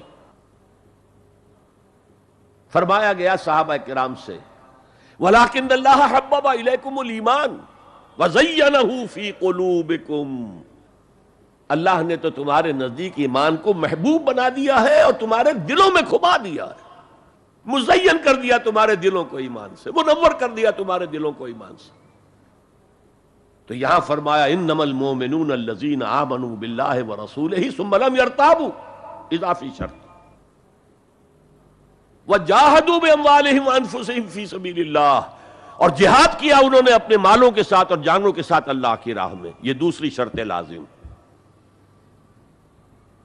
تو یا جہاد کے بغیر کوئی ایمان نہیں.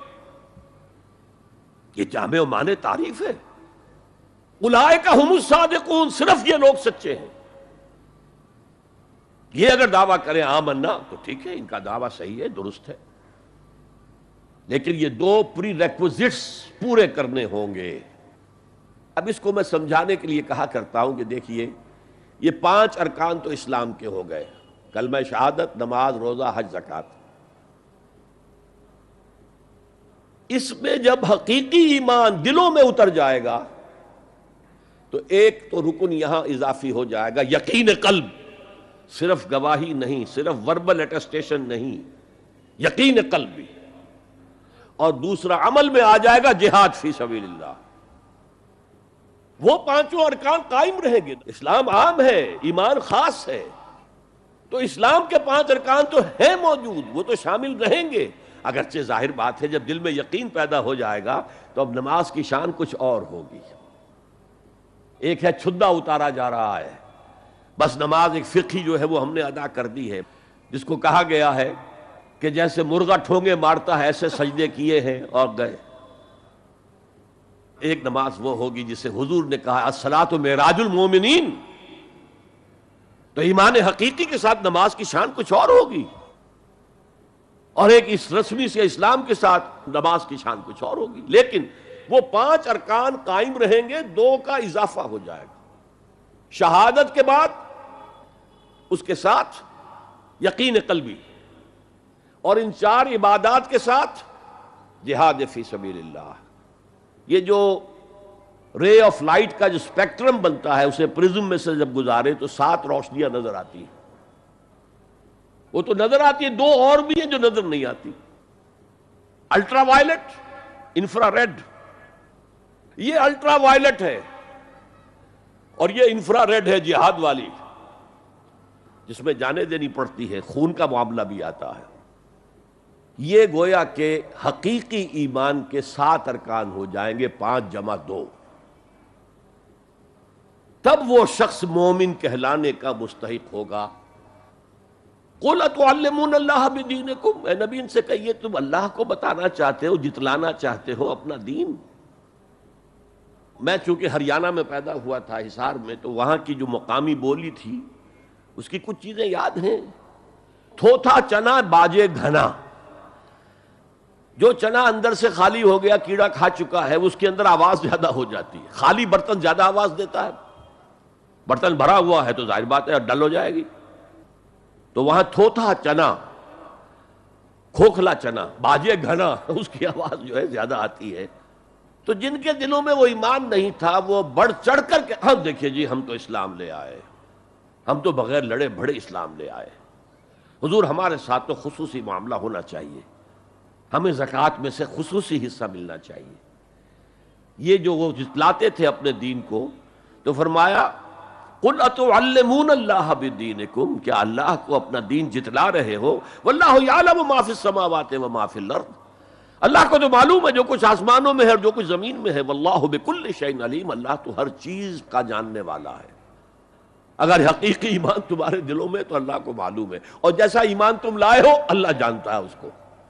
آیا واقعی صدق دل کے ساتھ ہے، یا نفاق کے اور دھوکے کے ساتھ ہے، یا یہ کہ خالی اسلام ہے، زیرو لیول ہے. یمنون علیک ان اسلموا، اے نبی یہ آپ پر احسان دھر رہے ہیں کہ ہم اسلام لے آئے. دیکھیے جی ہم نے تو اطاعت قبول کر لی، آپ نے قریش سے تو اتنی جنگیں کی ہیں، فلاں سے تو اتنی جنگیں کی ہیں، آپ کے ساتھ ہی اتنے شہید بھی ہوئے، ہم نے تو جنگ نہیں کی، ہم ایسے ہی مان لے آئے ہیں. تو گویا کہ احسان ہے ہمارا. یمنون علیک، مننا یمنو احسان دھرنا. یمنون علیک ان اسلموا قل لا تمنوا علی اسلامکم، کہہ دیجئے مجھ پر اپنے اسلام کا احسان مت دھرو. بل اللہ یمن علیکم ان ہداکم للایمان، بلکہ اللہ تم پر احسان دھرتا ہے کہ تمہیں اسلام کا راستہ دکھا دیا ہے. تم اسلام میں آ گئے ہو تو ایمان کا راستہ تمہیں دکھا دیا ہے، اب عمل کرتے رہو گے تو ایمان پیدا ہو جائے گا. یہ میں نے عرض کیا تھا کہ یہ کیفیت اثبات الاسلام بغیر الایمان یہ مستقل نہیں ہے، یہ عارضی ہے. جب عمل کریں گے تو ایمان پیدا ہو جائے گا. تو بل اللہ یمن علیکم ان ہداکم للایمان ان کنتم صادقین، بلکہ اللہ کا احسان مانو کہ اس نے تمہیں اسلام کے راستے پر لا کر گویا کہ اس سڑک پر ڈال دیا ہے جو ایمان کی طرف لے جا رہی ہے. اگر تم اسلام کے بارے میں بھی سچے ہو، یعنی وہ لوگ نکل جائیں گے جو دھوکہ دینے کے لیے ایمان لا رہے تھے. ان اللہ یعلم غیب السماوات والارض، یقیناً اللہ جانتا ہے ہر پوشیدہ چیز کو جو آسمانوں کی ہے اور زمین کی ہے. اور یہ غیب کا لفظ ہماری نسبت سے ہے، نوٹ کر لیجئے اسے. اللہ کے لیے کوئی غیب نہیں ہے، سرے سے کوئی غیب. ہر شے اس کے لیے شہود ہے، ہر شے ہر آن اس کی نگاہوں کے سامنے، کوئی شے اس کے لیے غیب نہیں. یہ ریلیٹو ٹرم ہے جو ہمارے لیے غیب ہے۔ واللہ بصیر بما تعملون، اور جو کچھ تم کر رہے ہو اللہ اسے دیکھ رہا ہے۔ اچھا، اب پھر پہلی دو آیات کی طرف آ جائیے۔ اسلام ایمان علیحدہ چیزیں، ایمان کی تعریف یقین قلبی دل میں، اور جہاد فی سبیل اللہ عمل میں۔ گویا کہ ان میں سے کوئی ایک چیز بھی نہیں ہے تو پھر مومن نہیں ہو تم۔ دل میں یقین نہیں تو مومن نہیں، عمل میں جہاد نہیں تو مومن نہیں۔ اب اسی کو دوسرے مقام سے جو میں نے آیات پڑھی تھی، سورہ صف کی آیت نمبر 10-11، یا ایھا الذین آمنوا هل ادلکم علی تجارۃ تنجیکم من عذاب علیم، اے اہل ایمان کیا میں تمہاری رہنمائی کروں اس تجارت کی جانب جو تمہیں جہنم کے عذاب سے بچا دے، نجات دے دے۔ سوالیہ انداز، یہ قرآن کا بھی انداز ہے، حضور کا بھی انداز تھا۔ پہلے سوال کیا جائے تاکہ اذہان سوچنے کی طرف آمادہ ہو جائے، تیار ہو جائیں کہ اب آگے کیا بات آ رہی ہے۔ حضور بھی سوال کیا کرتے تھے، اتدرون من المفلس، تم جانتے ہو مفلس کسے کہتے ہیں؟ اکثر و بیشتر صحابہ کا جواب ہوتا تھا اللہ و رسول عالم، اللہ اور اس کا رسول بہتر جانتے ہیں۔ پھر حضور دوبارہ پوچھتے تھے تو اپنی اپنی سمجھ کے مطابق جواب دیتے تھے۔ المفلس عندنا ما لا درہم لہ ولا دینارا، حضور ہم مصلف اسی کو سمجھتے ہیں جس کے پاس نہ درہم ہے نہ دینار ہے۔ فرمایا نہیں، میری امت کا مفلس وہ ہوگا جو قیامت میں حاضر ہوگا تو نمازوں کی بھی بہت بڑی گٹھری لے کر آئے گا، روزے بھی ہوں گے، عمرے بھی ہوں گے، حج بھی ہوں گے، نیکیوں کی بہت بڑی بڑی گانٹھیں ساتھ ہوں گی، لیکن حقوق العباد میں اس نے کوتاہی کی ہوگی۔ قد اکل مال ھذا، اس شخص کا مال ہڑپ کر لیا ہوگا غلط طریقے سے، بہنوں کا حصہ وراثت میں کھا لیا ہوگا، کسی پر تہمت لگائی ہوگی، کسی کی غیبت کی ہوگی، اور وہ سارے دعوے دار جمع ہو جائے، اللہ اس شخص نے میرے ساتھ یہ کیا، اللہ اس شخص نے میرے ساتھ یہ کیا، تو اس کی نیکیاں سب دے دی جائیں گی۔ اچھا بھائی، وہاں کوئی اور کرنسی تو ہے نہیں کہ اتنے ہزار جرمانہ یا اتنا لاکھ جرمانہ، اچھا تم اس کی نمازیں لے جاؤ، تم اس کے روزے لے جاؤ، تم اس کے حج اور عمرے لے جاؤ، خالی ہو گیا، اور دعوے دار اب بھی باقی ہیں، تو ان کے گناہ اب ان کے حساب میں پڑنے شروع ہوں گے، اور وہ ان کے گناہوں کے بوجھ تلے دب کر جہنم میں جھونک دیا جائے۔ یہ مفلس ہے، یہ انداز تھا، یہ قرآن کا بھی انداز ہے اور یہی حضور کا انداز تھا۔ یا ایھا الذین آمنوا هل ادلکم علی تجارۃ تنجیکم من عذاب علیم، اے ایمان والو، اے ایمان کے دعوے دارو، یا اے وہ لوگوں جو ایمان قانونی حاصل کر چکے ہو، یا اے وہ مسلمانوں جن کی رسائی ابھی تک حقیقی ایمان تک نہیں ہوئی، یا ایھا الذین آمنوا هل ادلکم علی تجارۃ تنجیکم من عذاب علیم، کیا میں بتاؤں تمہیں وہ تجارت، وہ کاروبار جس کا نفع کیا ہوگا کہ جہنم سے چھٹکارا پا جاؤ۔ اب یہاں ایک منٹ رک کر توقف کر کے نظم کلام کے اعتبار سے ایک نتیجہ سامنے لے آئیے، اگر وہ تجارت نہیں کرو گے تو جہنم سے نجات کی امید یہ تمہاری وشفل تھنکنگ ہے، تمہاری آرزویں ہیں، تلک امانیہم، یہ ان کی خواہشات ہیں جنہوں نے عقیدوں کی شکل اختیار کر لی ہے۔ یہ اللہ کا کلام ہے، یہ اس میں کوئی شے جو ہے محض شاعرانہ لفاظی کے لیے یا شاعرانہ مبالغے کے لیے تو نہیں ہے نا۔ گنجینہ معنی کا طلسم اس کو سمجھیو جو لفظ کے غالب میرے اشعار میں آوے، تو قرآن میں جو لفظ آ رہا ہے وہ ہر لفظ اپنی جگہ پر معنی کا خزانہ ہے۔ هل ادلکم علی تجارۃ تنجیکم من عذاب علیم۔ اب جواب سنیے، تؤمنون باللہ ورسولہ، ایمان لاؤ اللہ پر اور اس کے رسول پر جیسا کہ ایمان لانے کا حق ہے۔ بات وہی ہو گئی نا، وہ پہلا تمہارا قانونی ایمان تھا، اصل ایمان کچھ اور ہے۔ اسی کو سورہ نساء میں فرمایا، یا ایھا الذین آمنوا آمنوا باللہ ورسولہ والکتاب الذی نزل علی رسولہ والکتاب الذی انزل من قبل، اے ایمان کے دعوے دارو ایمان لاؤ جیسا کہ ایمان لانے کا حق ہے، اللہ پر بھی اور اس کے رسول پر بھی، اور اس کتاب پر بھی جو اپنے رسول پر اس نے نازل فرمائی، اور اس کتاب پر بھی جو پہلے نازل کی تھی۔ تؤمنون باللہ ورسولہ وتجاہدون فی سبیل اللہ باموالکم وانفسکم. بالکل وہی آیت نمبر 15 بن گئی کہ نہیں سورہ حجرات کی. ایمان لاؤ اللہ پر اس کے رسول پر، یا ایمان رکھو اللہ پر اس کے رسول پر جیسے کہ ایمان کا حق ہے، اور جہاد کرو اللہ کے راہ میں اپنی جانوں اور مالوں کے ساتھ. تؤمنون باللہ ورسولہ وتجاہدون فی سبیل اللہ باموالکم وانفسکم ذالکم خیر لکم ان کنتم تعلمون. یہی تمہارے حق میں بہتر ہے اگر تم سمجھو. اگرچہ بظاہر تو گھاٹے کا سودا ہے دنیاوی اعتبار سے، اللہ کی راہ میں جہاد کرنا جان کا اندیشہ ہے. قتال کے لیے نکلنا جان کا، جو اگر بچ کے آ گئے تو ایک نئی زندگی سمجھیے، ورنہ انسان میدان جنگ میں جاتا ہے تو جان ہتھیلی پر رکھ کر جاتا ہے. مال مانگا جا رہا ہے اللہ کی راہ میں، مال دے کر دنیا میں تو بہرحال دولت کی کمی کا احساس ہوتا ہے نا. اگرچہ تمہیں گھاٹے کا سودا نظر آتا ہے، حقیقت میں یہی نفع کا سودا ہے اگر تمہارے پاس علم حقیقی ہے. اب ان دو مقامات سے جو نتیجہ میں نے نکالا، there can be no ایمان without jihad فی سبیل اللہ. There can be no salvation on the day of judgment without jihad فی سبیل اللہ.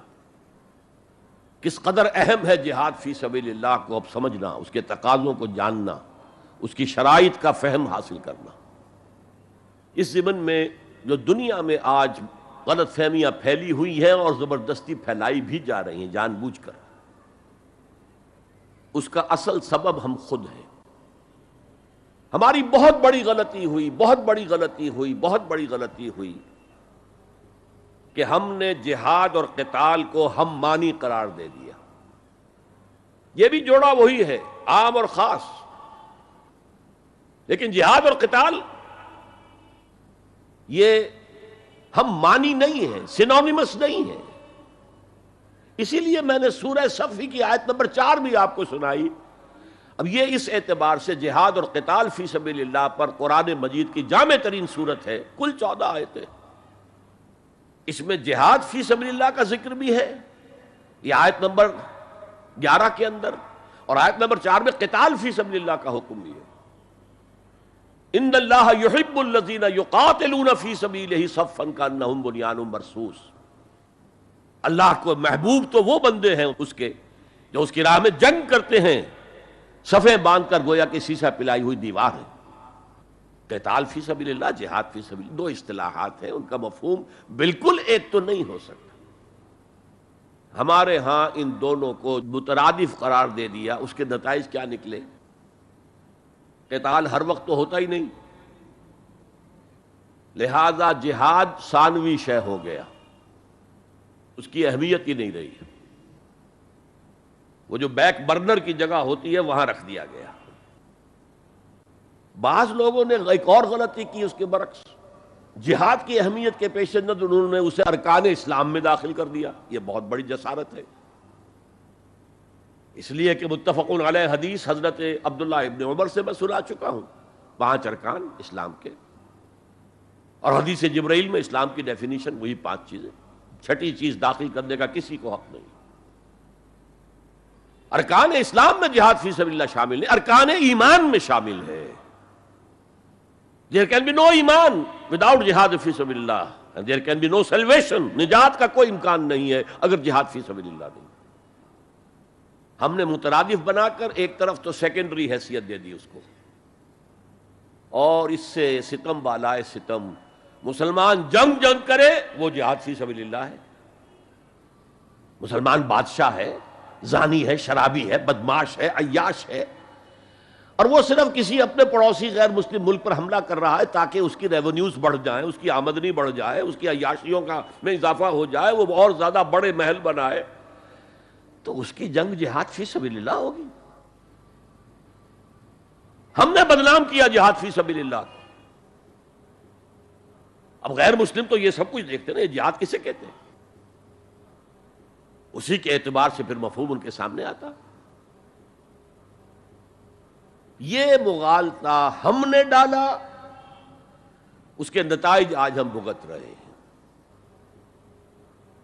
اب سمجھیے مثبت طور پر جہاد فی سبیل اللہ ہے کیا, اس کے مراحل کیا ہیں. ایک 9 سٹوریڈ بلڈنگ کا آپ تصور کریں گے جس کی اس نویں منزل پر جا کر قتال آئے گا، اس سے پہلے نہیں. لیکن اس سے بھی پہلے لفظی معنی کیا ہے جہاد کے؟ جہاد کا لفظ بنا جوہد سے. جوہد کے معنی کوشش، جد و جہد اردو میں عام بولتے ہیں، اور آج کے عنوان میں بھی جد و جہد ہی کا لفظ استعمال ہوا ہے. لیکن جیسا کہ میں نے کہا تھا مختلف ابواب میں آنے سے معنی بدلتے ہیں. جہاد یا مجاہدہ، جوہد یک طرفہ ہے، کوشش، کسی کام کے لیے آپ کوشش کر رہے ہیں. To exert yourself for something, for some objective. لیکن جہاد یا مجاہدہ بنے گا جبکہ دو افراد ایک دوسرے کے مقابلے میں آ کر کوشش کر رہے ہیں، رسا کشی ہو رہی ہے. لہذا کوشش اور کشاکش، اس میں جو فرق ہے، رسا کشی، ایک ٹیم ادھر ہے ایک ادھر ہے، وہ رسے کو ادھر کھینچ رہی ہے وہ ادھر کھینچ رہی ہے، تو یہ دو طرفہ عمل ہے جہاد یا مجاہدہ. اسی طریقے سے قتل اور مقاتلہ یا قتال، کوئی شخص جا رہا تھا آپ نے شوٹ کر دیا، یہ قتل ہے، یک طرفہ عمل ہے. دو فوجیں آمنے سامنے ہیں، یہ ان کو قتل کرنا چاہتے ہیں وہ ان کو قتل کرنا چاہتے ہیں، یہ قتال ہے، یہ جنگ ہے. یا مقاتلہ ہے، دونوں مصدر ہیں یہ، جوہد، کوشش. اچھا انگریزی میں آپ کیا کہیں گے؟ To strive for something, کسی چیز کے لیے کوشش کرنا. اور جہاد کیا ہوگا؟ To struggle against something, وہ اگینسٹ ہوگا، اسٹرگل، محنت. اس فرق کو ذہن میں رکھیے. جوہد کوشش، ٹو اسٹرائیو کوشش کرنا. جہاد کشاکش، کھینچ تان. جہاں جوہد کے مقابلے میں آ جائے، وہ اس کو ناکام کرنے کی کوشش کرے، یہ اس کو ناکام کرنے کی کوشش کرے. ایک ویکنسی ڈکلیئر ہوئی ہے، اب آپ پورا زور لگا رہے ہیں، جو سفارش ہو سکے، جو کچھ ہو سکے کسی طریقے سے مجھے ملے. ایک اور شخص بھی زور لگا رہا ہے، یہ آپ کا جہاد ہو رہا ہے. اور قتل یک طرفہ عمل ہے، قتال جنگ ہے، دو طرفہ. اب دیکھیے یہ جو جہاد ہے یہ اس کائنات کی سب سے بڑی حقیقت ہے. Every living organism on this planet is continuously in جہاد. آپ خود کہتے ہیں اسٹرگل فار ایگزسٹنس، مقابلہ نہیں ہوتا اس میں. کاروبار میں مقابلہ ہو رہا ہے، ملازمتوں میں مقابلہ ہو رہا ہے، مقابلوں کے امتحان ہو رہے ہیں. حیوانات جرثومے چھوٹے چھوٹے سے، اسٹرگل فار ایگزسٹنس. اسے جہاد زندگانی کہیں گے آپ، جہاد زندگی. Every living creature, every living organism is engaged in continuous جہاد، اسٹرگل فار ایگزسٹنس. اس کو جہاد زندگانی کا لفظ دیا اقبال نے. یقین محکم عمل پہم محبت فاتح عالم، جہاد زندگانی میں ہے یہ مردوں کی شمشیریں. اچھا مسلمان بھی جب یہ کام کرتا ہے، جہد للبقاء، اسٹرگل فار ایگزسٹنس، اگر وہ شریعت کے احکام کے مطابق کر رہا ہے تو یہ عبادت ہے. اگر حرام ذریعے استعمال کر رہا ہے، غلط ذریعے استعمال کر رہا ہے، دھوکہ دے رہا ہے، جھوٹی قسمیں کھا رہا ہے، تو یہ حرام کے درجے میں چلا گیا. اور اگر آپ اپنی اس جہد بقا کو، جہاد وجود کو، جہاد زندگانی کو اسلام کے اصولوں کے مطابق کر رہے ہیں، یہ عبادت ہے. حضور نے فرمایا القاسم و حبیب اللہ، جو شخص محنت کر کے کماتا ہے وہ اللہ کا ساتھی، اللہ کا دوست ہے، حبیب اللہ. اور سب سے بہترین کھانا بتایا وہ ہے رزق جو اپنے ہاتھ کی کمائی سے ہو، محنت، مشقت. بہرحال یہ جہاد کا ایک آغاز ہے. میں نے کہا تھا یہ یونیورسل فینومینن ہے، یونیورسل، اس کائنات کی سب سے بڑی حقیقت یہی ہے.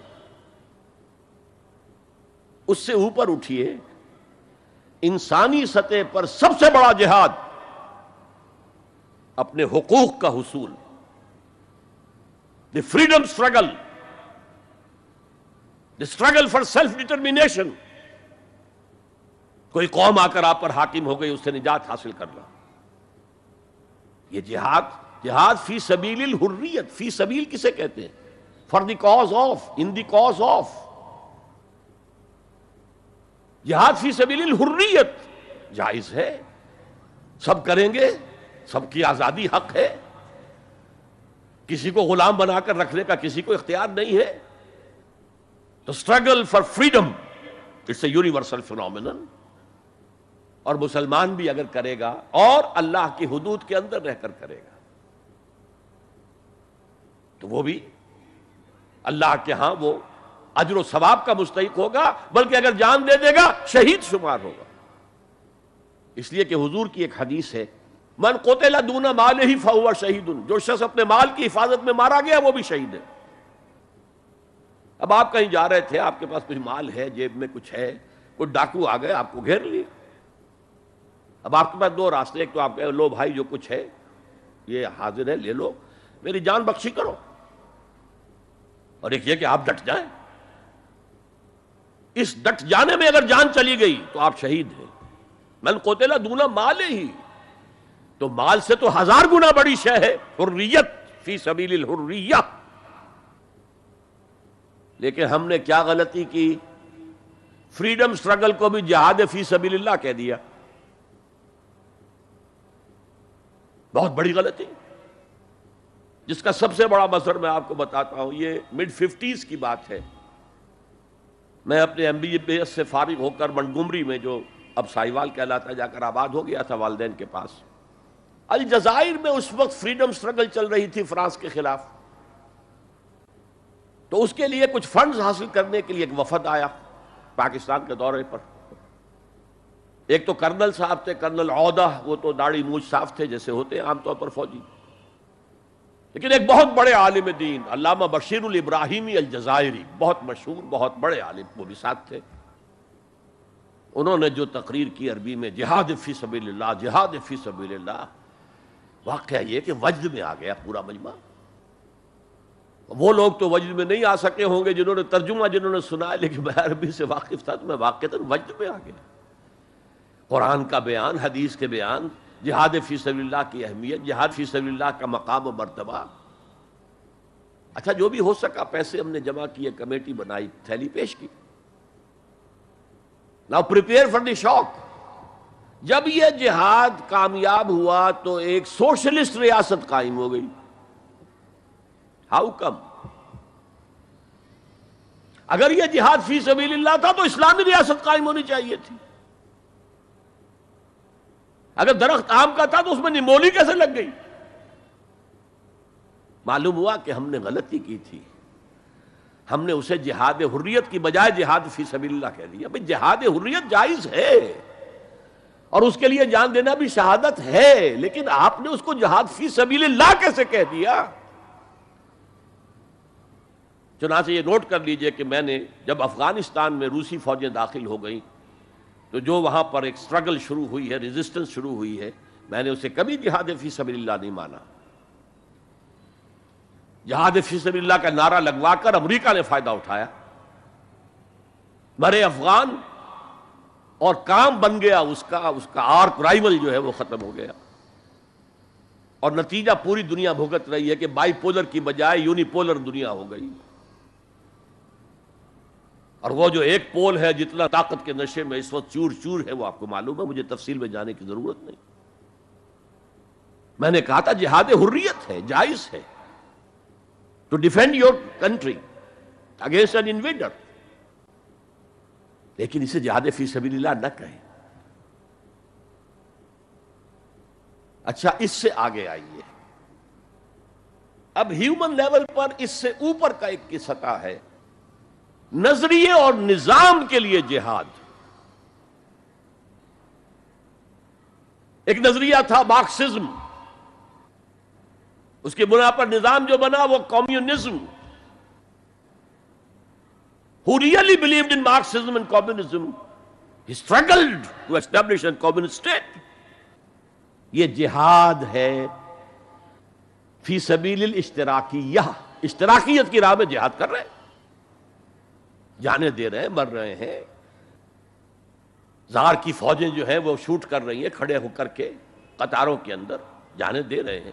اس کے بغیر تو ظاہر بات ہے شہنشاہیت، زار کی شہنشاہیت کہیں جگہ چھوڑ سکتی تھی، کہیں اپنی جڑ چھوڑ سکتی تھی؟ تو یہ جو جہاد ہے یہ ہے ایک نظریے کی بنیاد پر، اس نظریے پر ایک نظام قائم ہوتا ہے، جس نظریے میں وہ بلیو کرتے ہیں کہ یہی حق ہے، یہی انسان کے لیے بہتر ہے، اسی میں عدل ہے، اسی میں انصاف ہے، اس کو قائم کرنے کی جد و جہد کرنا ان پر فرض ہے۔ نہیں کرتے تو آپ کہیں گے ایسے ہی جھوٹ موٹ کو بنا پھرتا ہے کمیونسٹ، اس کی تو ساری دوستیاں، اس کے سارے تعلقات جو ہیں وہ تو کیپٹلسٹ کے ساتھ تھے، تو ان کے تنخواہیں لیتا۔ تو آپ کہتے ہیں کہ نہیں کہتے؟ یہ ہے جہاد، اگر وہ نظریہ ایمان ہے اور نظام اسلام ہے، اس کے لیے جو جہاد ہوگا وہ جہاد فی سبیل اللہ ہے۔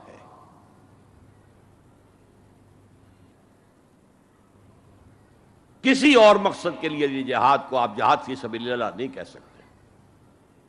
آپ ڈیموکریسی کے قیام کے لیے کسی بادشاہت کو ختم کر کے ڈیموکریسی کا نظام قائم کرنا چاہتے ہیں، جہاد ہے، جہاد فی سبیل الدیمقراطیہ، جہاد for the cause of democracy, جہاد فار دی کاز آف اشتراکیت۔ اسی معنی میں قرآن مشرکین مکہ کو بھی مجاہد قرار دیتا تھا، وہ تھے مجاہدین فی سبیل الشرک، جانے نہیں دے رہے تھے، کیا قربانیاں نہیں دے رہے تھے؟ وہ اپنے عقیدے کے لیے، اپنے نظریے کے لیے، اپنے نظام کے لیے جانے دے رہے تھے۔ تو یہ ہے جہاد نظریے اور نظام کے لیے۔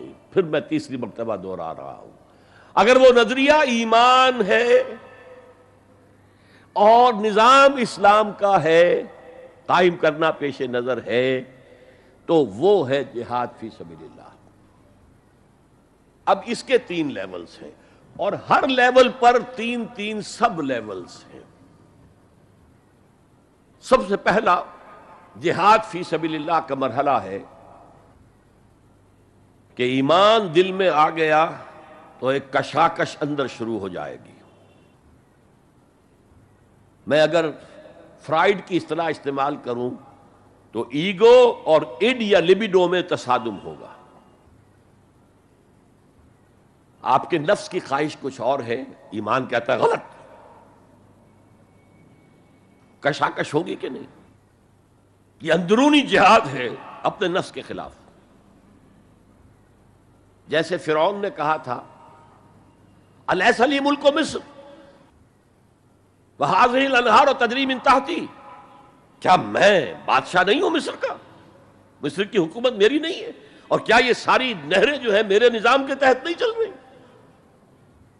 اسی طرح برا نہ مانیے، ہمارا نفس کہتا ہے یہ جسم میرا ہے، میری ملکیت ہے، اٹس مائی ڈومین، میری خواہش پوری کرنی ہوگی۔ جیسے اس نے کہا میں نہیں جانتا کوئی خدا ہے میرے سوا اور میرے اوپر، میں نہیں مانتا، نفس بھی کہتا میں نہیں ماننے کو تیار، کیا حلال ہے کیا حرام ہے، کیا جائز ہے کیا ناجائز، میری خواہش پوری کرو۔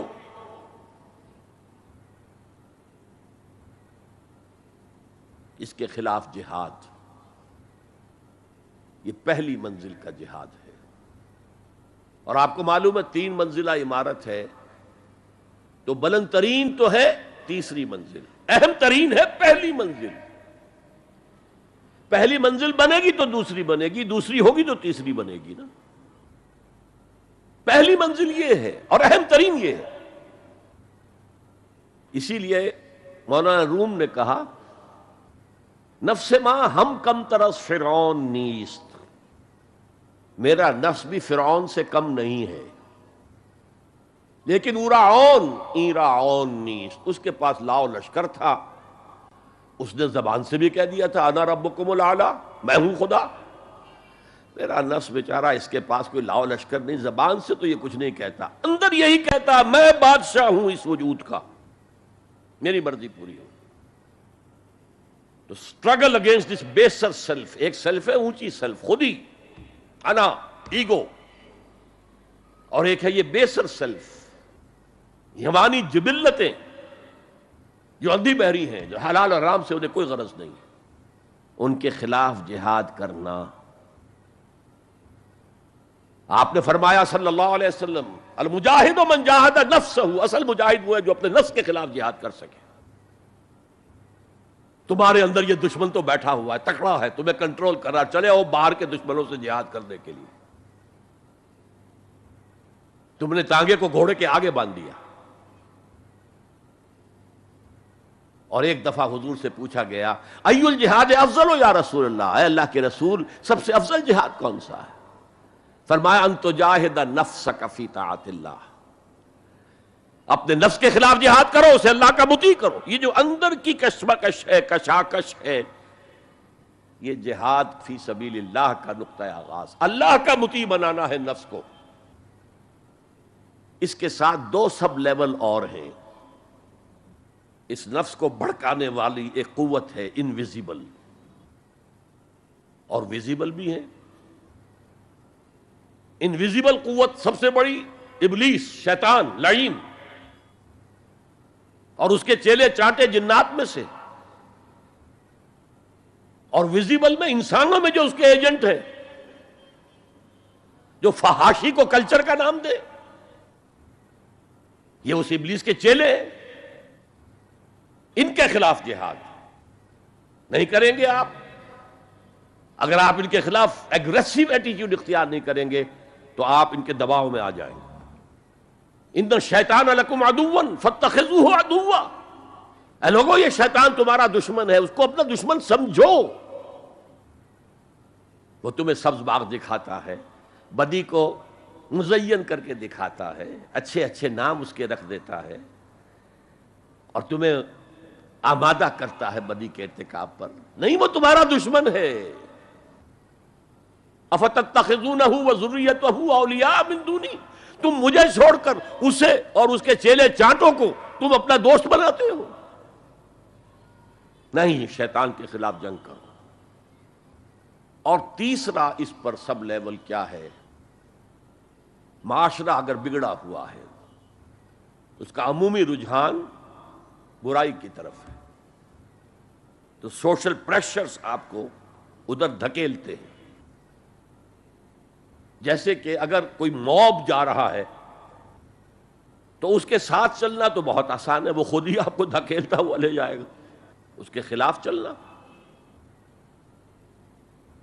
بہت مشکل کام۔ ہو سکتا ہے آپ بڑی زور لگا کے 4 قدم آگے بڑھیں، پھر کوئی ریلا آئے 10 قدم پیچھے لے جائے۔ تب دو ہی راستے ہیں، زمانہ بات و سازت تو بعد زمانہ بے ساز، یا تو پیسو معاملہ ہے، زمانہ تمہارے ساتھ سازگاری نہیں کرتا، چھوڑو تم زمانے کے ساتھ سازگاری اختیار کر لو، چلو تم ادھر کو ہوا ہو جدھر کی۔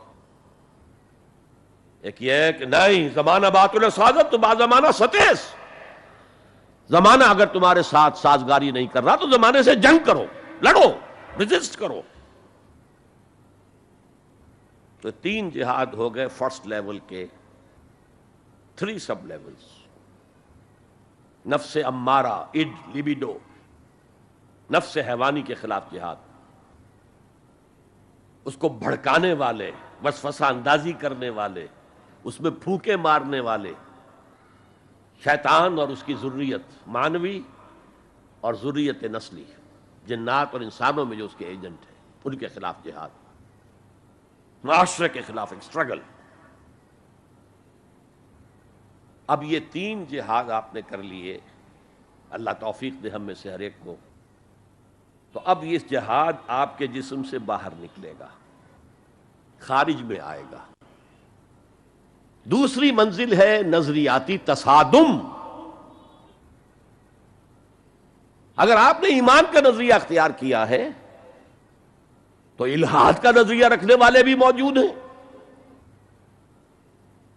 آپ نے توحید کے نظریے کو اختیار کیا ہے تو مشرکانہ عقائد رکھنے والے بھی موجود ہیں۔ They are bound to resist۔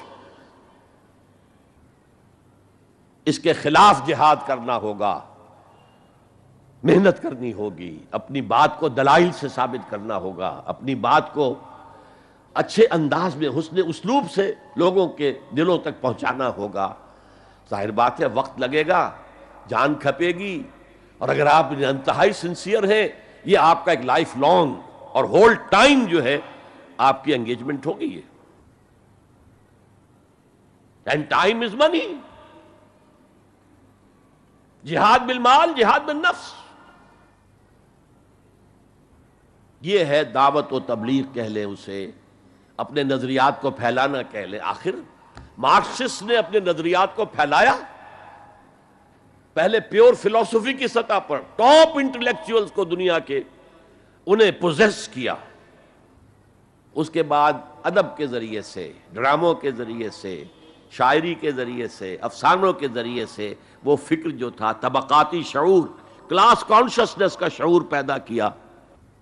اور ہوتے ہوتے یہاں تک کہ ریڑی والے کی زبان پر بھی لفظ آ گیا استحصال. او اتنا ثقیل عربی لفظ، استحصال کر رہے ہیں.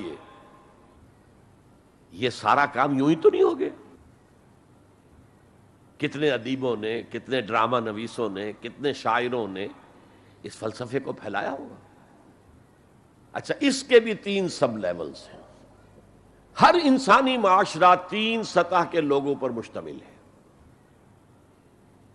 ایک انٹلیکچوئل مائنورٹی ہوتی ہے، انٹیلیجنسیا ہوتا ہے، یا جسے ایک اور اصطلاح میں کہتے ہیں brain trust of the society. They control direction and destination of the society. ہوتے ہیں مائنورٹی، مائنیوٹ مائنورٹی، لیکن ان کا اور پوری قوم کا جو باہمی رشتہ ہے وہ کیا ہے؟ جیسے یہ دماغ اور پورا جسم. میری ٹانگیں مجھے لے کر چل سکتی ہیں، دوڑ سکتی ہیں، اگرچہ اب میں دوڑ نہیں سکتا گھٹنوں کے آپریشن کے بعد، لیکن بہرحال دوڑا بھی کرتا تھا. لیکن کدھر جانا ہے اس کا فیصلہ یہاں ہوتا ہے. یہ صلاحیت ٹانگوں میں نہیں ہے. ہاں، یہاں سے فیصلہ ہو دوڑو، دوڑیں گے. ہاتھ پکڑ سکتا ہے کسی چیز کو، کس کو پکڑے کس کو نہ پکڑے. ہو سکتا ہے کہ آپ نے ہاتھ بڑھا بھی دیا ہو، کسی کو لکڑی سوکھی سمجھ کر آپ جو ہے جنگل کے اندر سے ایندھن جمع کر رہے ہیں، اچانک آنکھ نے دیکھا وہ تو حرکت کر رہی ہے، فوراً اطلاع گئی، ارے یہ تو سانپ معلوم ہوتا ہے، یہاں سے حکم آیا ہاتھ کھینچ لو، فوراً کھینچ لیے. تو کنٹرول تو یہ کر رہا ہے نا. ماسز کسی معاشرے کی نہ ڈائریکشن معین کر سکتے ہیں، نہ اس کی ڈیسٹینیشن کا فیصلہ کر سکتے ہیں. یہ اس کا انٹیلیجنسیا ہے، یہ اس کا برین ٹرسٹ ہے، یہ اس کا انٹلیکچوئل ایلیٹ ہے. لہذا اس نظریاتی تصادم میں بھی پرائرٹی نمبر 1 وہ طبقہ ہے. اگر وہ آپ کے نظریات کے قائل نہیں ہوں گے، حامل نہیں ہوں گے، there can be no collective change in this society. افراد کچھ مل جائیں گے آپ کو، افراد کے اندر ہوتے ہیں جو قبول کر لیتے بس، لیکن معاشرہ ان کے کنٹرول میں. اور اس سطح کے لوگوں کو دعوت دینا، تبلیغ کرنا آسان کام نہیں. آپ کو دلیل سے بات کرنی ہوگی، آپ کو ان کے نظریات کا تجزیہ کرنا ہوگا، اس میں کتنا حصہ غلط ہے، کتنا صحیح ہے. ان کے دماغوں میں مارکسزم گھسا ہوا ہے، ان کے دماغوں میں فرائیڈزم گھسا ہوا ہے، ان کے دماغوں میں ڈاروینزم گھسا ہوا ہے، ان کے دماغوں میں لاجیکل پازیٹیوزم گھسا ہوا ہے. ہاں، کچھ لوگ رہے ہیں آئیڈیلسٹ بھی. ایک ہندوستان میں مسلمان پیدا ہوا آئیڈیلسٹ فلسفی علامہ اقبال، اور دوسرے ہندو رادھا کرشنن، بہت بڑے آئیڈیلسٹ، اس میں کوئی شک نہیں. اور ان کو اللہ نے لمبی عمر بھی دی، تو انہوں نے جو تصانیف فلسفے پر لکھی ہیں علامہ اقبال نہیں لکھ پائے. تو یہ جو طبقہ ہے یہ عام واعظ و نصیحت سے اثر قبول نہیں کرتا. Because there is a barrier in their minds, in their brains. You have to pierce through that barrier, and only then you can approach their hearts. ان کے دلوں تک رسائی نہیں ہو سکتی براہ راست جب تک کہ یہ خول جو ہے، یہ نظریاتی خول، اس کو پیئرس نہ کیا جائے. اور اس کو پیئرس کرنا آسان نہیں ہے. کچھ ذہین نوجوان، فطین نوجوان، اعلیٰ صلاحیتوں والے نوجوان اپنی پوری زندگی اسی کام کے لیے وقف کریں کہ ایک طرف ان جدید علوم و نظریات کو گہرائی میں اتر کر پڑھنا ہے اور سمجھنا ہے. جب تک آپ ان نظریات کو جانیں گے نہیں، نفی کیسے کریں گے؟ آپ کیسے آج تجزیہ کریں گے کہ اس میں یہ حصہ صحیح ہے یہ حصہ غلط ہے؟ اور دوسری طرف قرآن کی گہرائی میں غوطہ زنی کرنی ہے تاکہ ہدایت جو اللہ کی آئی ہوئی ہے اس کو آپ اچھی طرح سمجھیں، اور پھر اس نور کی روشنی میں پھر آپ لوگوں کو ان چیزوں کے خلاف متنبع کریں کہ اس میں یہ غلطی ہے، اس میں یہ غلطی ہے۔ اکنامکس کی یہ تھیوری غلط ہے، باطل ثابت ہو چکی ہے۔ ڈارونزم جو ہے وہ بایولوجی کے میدان میں شکست دیا جا چکا ہے، لیکن یہ کہ یہ تو کام کرنا جو ہے it's a lifelong affair. اب ظاہر بات ہے آپ کے علم میں شاید ہو کہ جب مارکس کتاب لکھ رہا تھا داس کیپیٹال تو اسے فاقے آ رہے تھے، اسے کچھ سپورٹ کرتا تھا اینجلز، لیکن یہ کہ کچھ عرصہ ایسے بھی ہوا ہے کہ وہ بھی سپورٹ نہیں کر سکتا، لیکن پھر اس کی کتاب نے دنیا کو پوزیس کیا ہے، اس کے فلسفے نے لوگوں کو اپنی گرفت میں لیا ہے، تبھی تو پھر انقلاب برپا ہوا۔ اسی طریقے سے جب تک کہ کچھ نوجوان اسے اپنا پوری زندگی کا کیریئر نہیں بنائیں گے، اس کا کوئی امکان نہیں ہے کہ اس طبقے میں آپ کوئی ڈینٹ بھی ڈال سکے۔ اور اگر یہ نہیں ہوگا تو society as a whole, the state as a whole will never accept any change. اس سے نیچے آئیے، عوام الناس، ان کے دماغ کلین سلیٹ کی طرح ہے، اس میں نہ کوئی خناس ڈارونزم کا بھرا ہوا ہے، نہ فرائیڈزم کا ہے، نہ مارکسزم کا ہے، کچھ بھی نہیں، کلین سلیٹ ہے۔ اس کو واعظ و نصیحت کے ذریعے سے ایسی بات جو از دل خیزت بر دل ریزت، دل سے اٹھے دل پہ اتر جائے، سادہ ترین زبان میں بھی بات کرو وہ قبول کریں گے، بس صرف اس کی ایک شرط ہے، آپ کا عمل بھی گواہی دے رہا ہو کہ آپ واقعی جو کہہ رہے ہیں اس پر خود بھی عمل پیرا ہے۔ یہ اگر پہلی منزل آپ سر کر آئے ہیں تب تو ٹھیک ہے، اگر پہلی منزل آپ نے سر نہیں کی اور آپ شروع ہو گئے مبلغ کی حیثیت سے، تو ایسا مبلغ جو ہے وہ اسلام کو بدنام کرے گا۔ وَمَنْ أَحْسَنُ قَوْلًا مِّمَّنْ دَعَا إِلَى اللَّهِ وَعَمِلَ صَالِحًا وَقَالَ إِنَّهُ مِنَ الْمُسْلِمِينَ، اس شخص سے بہتر بات اور کس کی ہوگی جو اللہ کی طرف بلائے اور عمل نیک کرے اور کہے کہ میں بھی مسلمانوں میں سے ہوں، میں بھی کوئی بڑا اونچا آدمی نہیں ہوں، کوئی بہت اعلیٰ تم سے برتر نہیں ہوں، کہ خاص لیول پر جب انسان دینی اعتبار سے پہنچ جاتا ہے تو اب سب سے بڑا فتنہ جو لاحق اس سے ہو سکتا ہے وہ تکبر کا ہے، دوسروں کو بنظر استحقار دیکھنا۔ اگر یہ نہیں ہے سنسیریٹی کے ساتھ اپنے مخاطب کی خیر خواہی اس کے ساتھ آپ بات کر رہے ہیں، تو یہ ہے موعظہ حسنہ۔ یہ میں جو کچھ بیان کر رہا ہوں یہ سورہ نحل کی آیت، ادعو الی سبیل ربک بالحکمہ، یہ ٹاپ لیول کے اوپر حکمت سے، دانشمندی سے، اور حکمت کسے کہتے ہیں؟ عقل کا سفر فطرت کی رہنمائی میں، اس کا نتیجہ حکمت ہے۔ عقل خالص کا نتیجہ فلسفہ ہے، فلسفے کی منزل سکیپٹسزم ہے یا ایگنوسٹسزم ہے، لادریت ہے یا ارتیابیت ہے، ثم لم یرتابوا آج ہم نے پڑھا ہے، وہی ارتیابیت ہے۔ تھرڈ لیول ہے کہ ہر معاشرے کے اندر کچھ جنہیں ہم سمجھیں گے کہ گمراہ کن طبقات ہیں، گمراہ کرنے والے، ان کی تبلیغی سول سروس موجود ہوتی ہے، انہیں تنخواہیں ملتی ہیں اسی کی کہ وہ آپ کے نظریے کی نفی کریں اور اپنا نظریہ، اپنا عقیدہ پھیلائیں۔ یہ لوگ ادھار کھائے بیٹھے ہوتے ہیں، یہ سمجھنے کے موڈ میں کبھی نہیں ہوتے، ان کا تو انداز مناظرانہ ہوتا ہے، بس سمجھنا سمجھانا پیش نظر نہیں ہوتا۔ You have to meet them in their own elements۔ اگر نہیں کریں گے تو عوام الناس پر بہت برا اثر ہوگا، عوام الناس جو ہیں وہ تو پھر زیر اثر آ جائیں گے ان کے، جیسے کہ پادری فینڈر آیا تھا انڈیا میں، ابھی جب کہ ایسٹ انڈیا کمپنی کی حکومت شروع ہوئی تھی، کلکتے ہی سے انگریز شروع ہوئے تھے، کلکتے ہی سے مشنری وقت شروع ہوا تھا، وہیں پہلا پریس لگا تھا، وہیں اردو کی بائبل چھپی تھی، اور اس نے تمام مسلمان علماء سے مناظرے کیے، بنگال کے، بہار کے، یو پی کے، سب کو ہراتا ہوا، شکست دیتا ہوا دلی پہنچ گیا، اور دلی کی جامع مسجد کی سیڑھیوں پر کھڑے ہو کر اس نے اعلان کیا، اے مسلمانوں، میں وہاں سے یہاں تک آ گیا ہوں، تمہارا کوئی عالم میرا مقابلہ نہیں کر سکا۔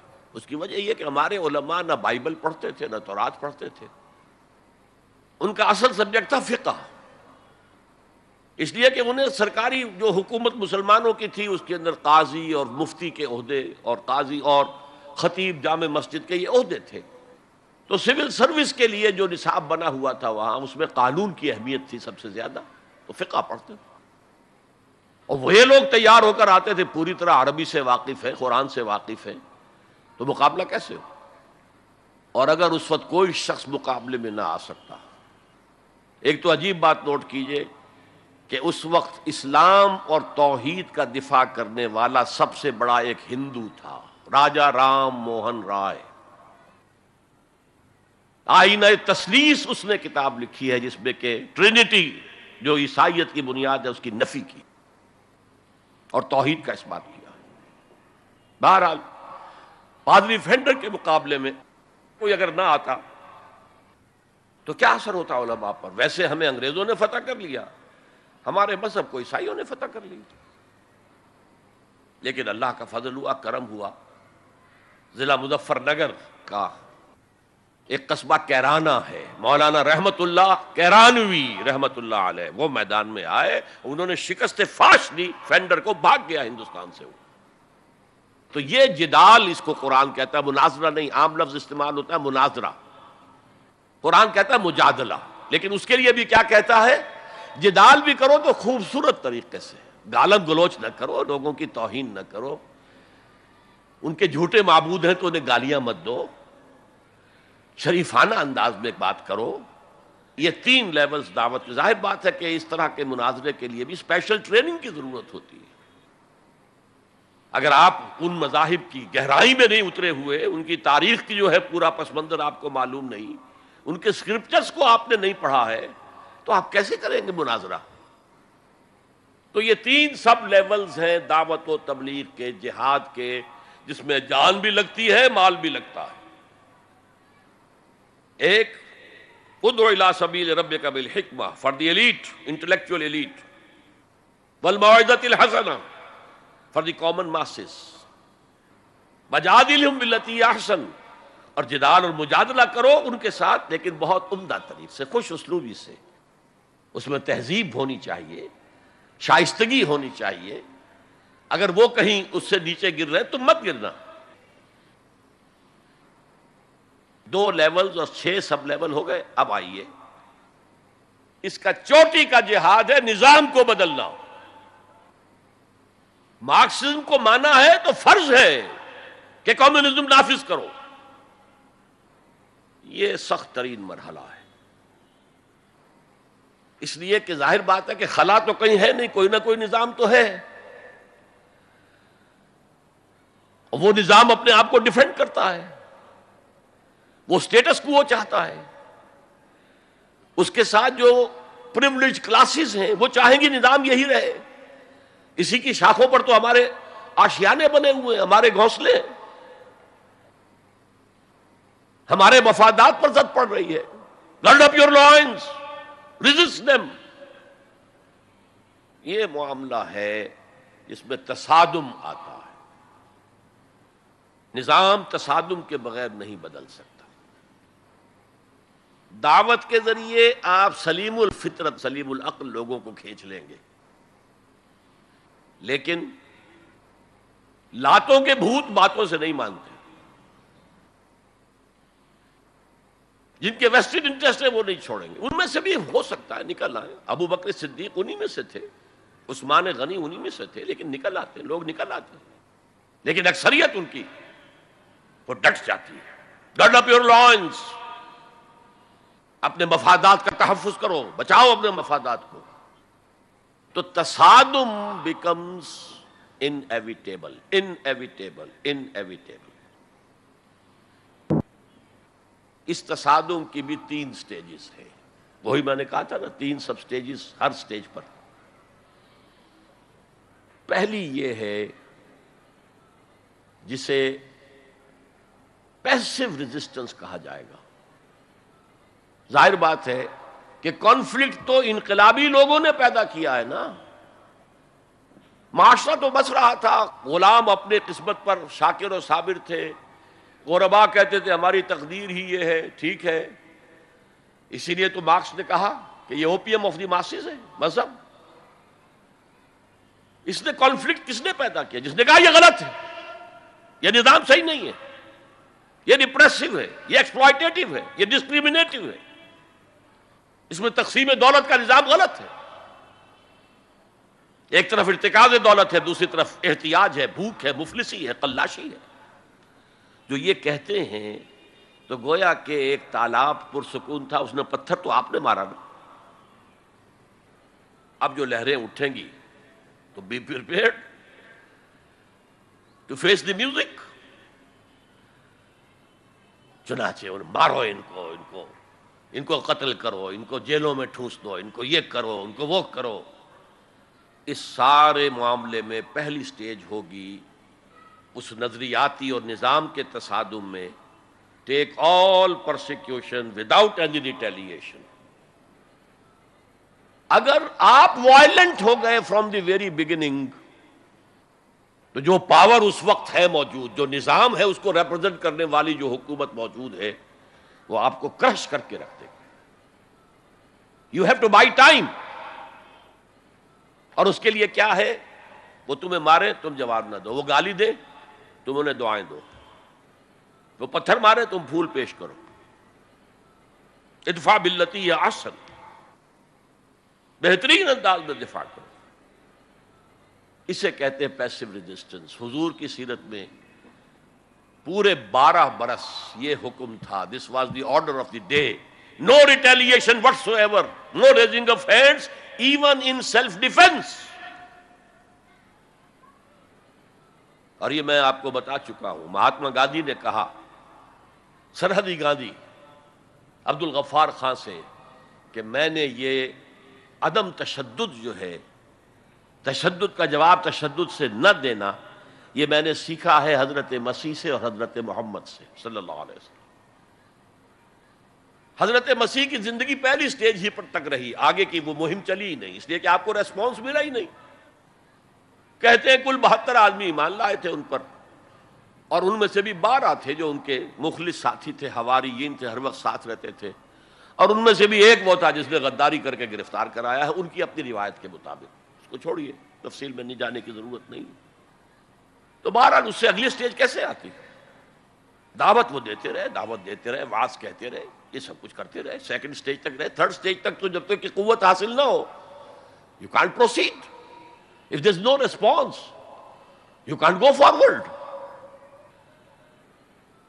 لیکن یہ کہ حضور کی زندگی میں اگلی سٹیج آ گئی، ساتھی آئے، انہیں مارے کھانی پڑی، دہکتے ہوئے انگاروں پہ لٹایا گیا، جانوروں کی لاشوں کی طرح ان کی گردن کے اندر رسیاں باندھ کر انہیں گھسیٹا گیا گلیوں کے اندر، سب کچھ ہوا ہے، برداشت کیا، انہیں قتل بھی کیا گیا۔ حضرت سمیہ، حضرت یاسر پہلے مقتولین ہیں، میاں بیوی رضی اللہ تعالی عنہما، سب کچھ ہوا ہے، برداشت کرو، اسبرو، صبر کرو۔ اس کا ایک بہت بڑا نتیجہ نکلتا ہے، اس معاشرے میں جو سائلنٹ میجورٹی ہوتی ہے، وہ سائلنٹ میجورٹی سائلنٹ تو ہوتی ہے، ڈمب تو ہے، ڈیف نہیں ہے، بلائنڈ نہیں ہے۔ وہ بلال کی چیخیں تو سن رہی ہے نا، وہ دیکھ رہی ہے کس طرح دہکتے ہوئے انگاروں پر خباب بن الارت کو لٹایا گیا ہے۔ یہ جو سائلنٹ میجورٹی ہوتی ہے، اب یہ سوچتی ہے یہ ان کے اوپر کیوں یہ تشدد آ رہا ہے؟ کیا بلال نے آقا کی کوئی چوری کر لی تھی؟ کہیں خدا نہ خواستہ خاکم بدہن آقا کی بیٹی کی عزت پر ہاتھ ڈال دیا؟ کیا کیا تھا جو یہ آقا جو ہے امیہ ابن خلف یہ کچھ کر رہا ہے اس کے ساتھ؟ اس کے بعد جب انہیں معلوم ہوتا ہے کوئی جرم نہیں ہے، صرف یہ کہتا ہے اللہ ایک ہے، میں اور اس کے ساتھ کسی کو شریک کرنے کو تیار نہیں، اور محمد اللہ کے رسول ہے، بس جرم ہے تو یہ ہے۔ اب اس کا کیا اثر پڑتا ہوگا اس سائلنٹ میجورٹی پہ، اس کا آپ اندازہ کر لیجیے۔ ان کی ہمدردیاں اندر ہی اندر ان کے ساتھ ہو رہی ہیں، اگرچہ وہ گئے ہیں اپنے لیڈروں کے دباؤ کی وجہ سے غزوہ بدر میں، مفتوح تو پہلے سے ہو چکے تھے، جو دلوں کو فتح کر لے وہی فاتح زمانہ۔ بہرحال first stage is passive resistance, صبر محض. سیکنڈ، جب ذرا محسوس ہو ہمارے پاس طاقت ہے، we can risk a direct confrontation with the system, تو اس نظام کو کہیں سے چھیڑا جائے دکھتی رگ کو. دیکھیے گاندھی جی کی موومنٹ میں عرض کر چکا ہوں، پہلے کیا تھا؟ Non violent, naan cooperation. کوئی جرم تو نہیں ہے، ہم نہیں پہنتے تمہارے کپڑے، کیا کوئی قانون ہے یہ؟ لیکن سیکنڈ سٹیج کیا آئی؟ یہ چھیڑنا تھا اس کو. نان وائلنٹ سول ڈس اوبیڈینس. ہم پرماتما کے سمندر سے پرماتما کا بنایا ہوا نمک لینے جا رہے ہیں، ہم نے تو کسی کو کچھ نہیں کہا. But it amounted to challenging the taxation policy of British India. اب لاٹھیاں پڑی ہیں، جیلوں میں ٹھوسے گئے ہیں، سب کچھ ہوا، برداشت کیا ہے، کھڑے رہے ہیں، مضبوط رہے. تو یہ سٹیج آتی ہے جب یہ سمجھا جائے کہ ہاں اب طاقت ہے ہمارے پاس، we can risk a direct confrontation with the system. اس میں حضور نے کیا کیا تھا؟ مدینے میں جا کر آپ نے 6 مہینے لگائے تھے، 3 کام جن سے کہ اپنی پوزیشن کنسالیڈیٹ کی. مدینے میں کنسٹرکشن آف دی ماسک، وہ مرکز بن گیا، وہی حکومت، وہی دار الشورا، وہی تزکیے کی جگہ، وہی نماز کی جگہ، سب کچھ وہی تھا. دوسرے، ایک انصاری ایک مہاجر، بھائی بھائی، تاکہ یہ 2 فیکشنز علیحدہ علیحدہ نہ رہیں، انٹیگریٹ ہو جائیں. اور ایک جو 3 قبیلے یہود کے موجود تھے ان کو جکڑ لیا ایک میثاق میں، معاہدے میں، میثاق Medina, joint defence of Medina, pact for the joint defence of Medina. اگر مدینے میں باہر سے حملہ ہوا تو ہم سب مل کر ایک امت کی حیثیت سے دفاع کریں گے. اس کے بعد آپ نے چھوٹے چھوٹے چھاپا مار دستے بھیجنے شروع کر دیے. ان کی جو لائف لائن تھی، میں نے بتایا تھا کہ ان کے کیریوانز کو کوئی ٹوکتا نہیں تھا، روکتا نہیں تھا، لوٹتا نہیں تھا. اب تھریٹن کیا محمد نے صلی اللہ علیہ وسلم. یہ گویا کہ اکنامک بلاکیڈ آف مکہ تھا. اور جب بھی یہاں کہیں گئے آپ، وہاں کے لوکل قبیلے سے آپ نے صلح کر لی، معاہدہ کر لیا. یا تو وہ پہلے قریش کے حلیف تھے، اب حضور کے حلیف ہو گئے، یا انہوں نے کہا کہ صاحب ہم نہ آپ کے ساتھ نہ ان کے ساتھ، نیوٹرل رہیں گے، نہ آپ کے خلاف ان کی مدد کریں گے، نہ ان کے خلاف آپ کی مدد کریں گے. ان دونوں کا نتیجہ یہ ہوا کہ zone of political influence of قریش سٹارٹڈ ڈیمینشنگ. یہ 2 ریزنز تھیں کہ پھر پوری طاقت کے ساتھ قریش نے ریٹیلیٹ کیا ہے. اور پھر لاسٹ معاملہ شروع ہوا ہے، تیسری منزل. اس تیسری منزل کی تیسرا سب لیول، اس کا نام ہے قتال فی سبیل اللہ. اب جنگ شروع ہے، اے 6 years long وار. یہ جو بدر ہے، احد ہے، احزاب ہے، بنی المصطلق ہے، بے شمار غزوات، چھوٹے چھوٹے، بڑے بڑوں کے نام ہمیں یاد ہیں صرف. It was a continuous war with battles. بدر بیٹل ہے، جنگ نہیں ہے، جنگ تو مسلسل ہے. بہرحال اس کا نتیجہ یہ قتال فی سبیل اللہ کی منزل آئی ہے. چونکہ یہ ساری 8 منزلیں طے کر کے یہاں پہنچے تھے، لہذا کامیابی ہوئی. اگر ایسے ہی اچھل کر نویں منزل پر پہنچ جاتے تو نیچے گر کر ختم ہوتے. یہ ہے قتال فی سبیل اللہ، اللہ کی راہ میں قتال. بہرحال آج کے انقلاب اسلامی کے لیے پہلے 5 سٹیپ جو کہ تو رہیں گے. دعوت دی جائے گی، لوگوں کی اصلاح کی جائے گی، انہیں منظم کیا جائے گا، پھر پیسو ریزسٹنس کے دور سے گزرنا ہوگا، پھر ایکٹیو ریزسٹنس. لیکن آخری جو ہے 2 طرفہ جنگ کی بجائے ایک طرفہ جنگ. آپ یہ نہ سمجھیے گا میں ہندوستان میں تقریر کر رہا ہوں تو میں گاندھی جی کی تعریف کر رہا ہوں. یہ میری تقریریں کیسٹ پہلے سے موجود ہیں، میں نے ہمیشہ نام لیا ہے کہ آج کے دور میں اس انقلابی عمل کی آخری سٹیج کیا ہوگی. اس کے ضمن میں مہاتما گاندھی کا پروسیس درست ہے. نان وائلنٹ، نان کوآپریشن، ترک موالات، نان وائلنٹ، سول ڈس اوبیڈینس. لیکن یہ سٹیجز کب آئیں؟ جب گاندھی لیڈر بن چکے تھے. ان کا یہ کہہ دینا کافی تھا کہ بدیشی کپڑا ہم نہیں پہنیں گے اور ہم اپنا چرخہ چلائیں گے. پورے ہندوستان میں چرخے چلنے شروع ہو گئے. لیڈر تو پہلے کوئی ہونا. تو یہ اجتہاد جو ہے اس کو آج ہمیں قبول کرنا ہوگا. ہمارے لوگ کچھ دوسرے راستوں پر چلے ہیں جس کی وجہ سے دنیا کو موقع ملا ہے کہ وہ جہاد کے لفظ کو خوب اچھالیں اور بدنام کریں. حالانکہ جہاد کا یہ پروسیس سامنے ہو تو کسی سلیم الفطرت انسان، کسی سلیم العقل انسان کو اس پر اعتراض کا کوئی بھی حق حاصل نہیں ہوگا. بارک اللہ لی و لکم فی القرآن العظیم ونفعنی و ایاکم بالآیات و ذکر الحکیم.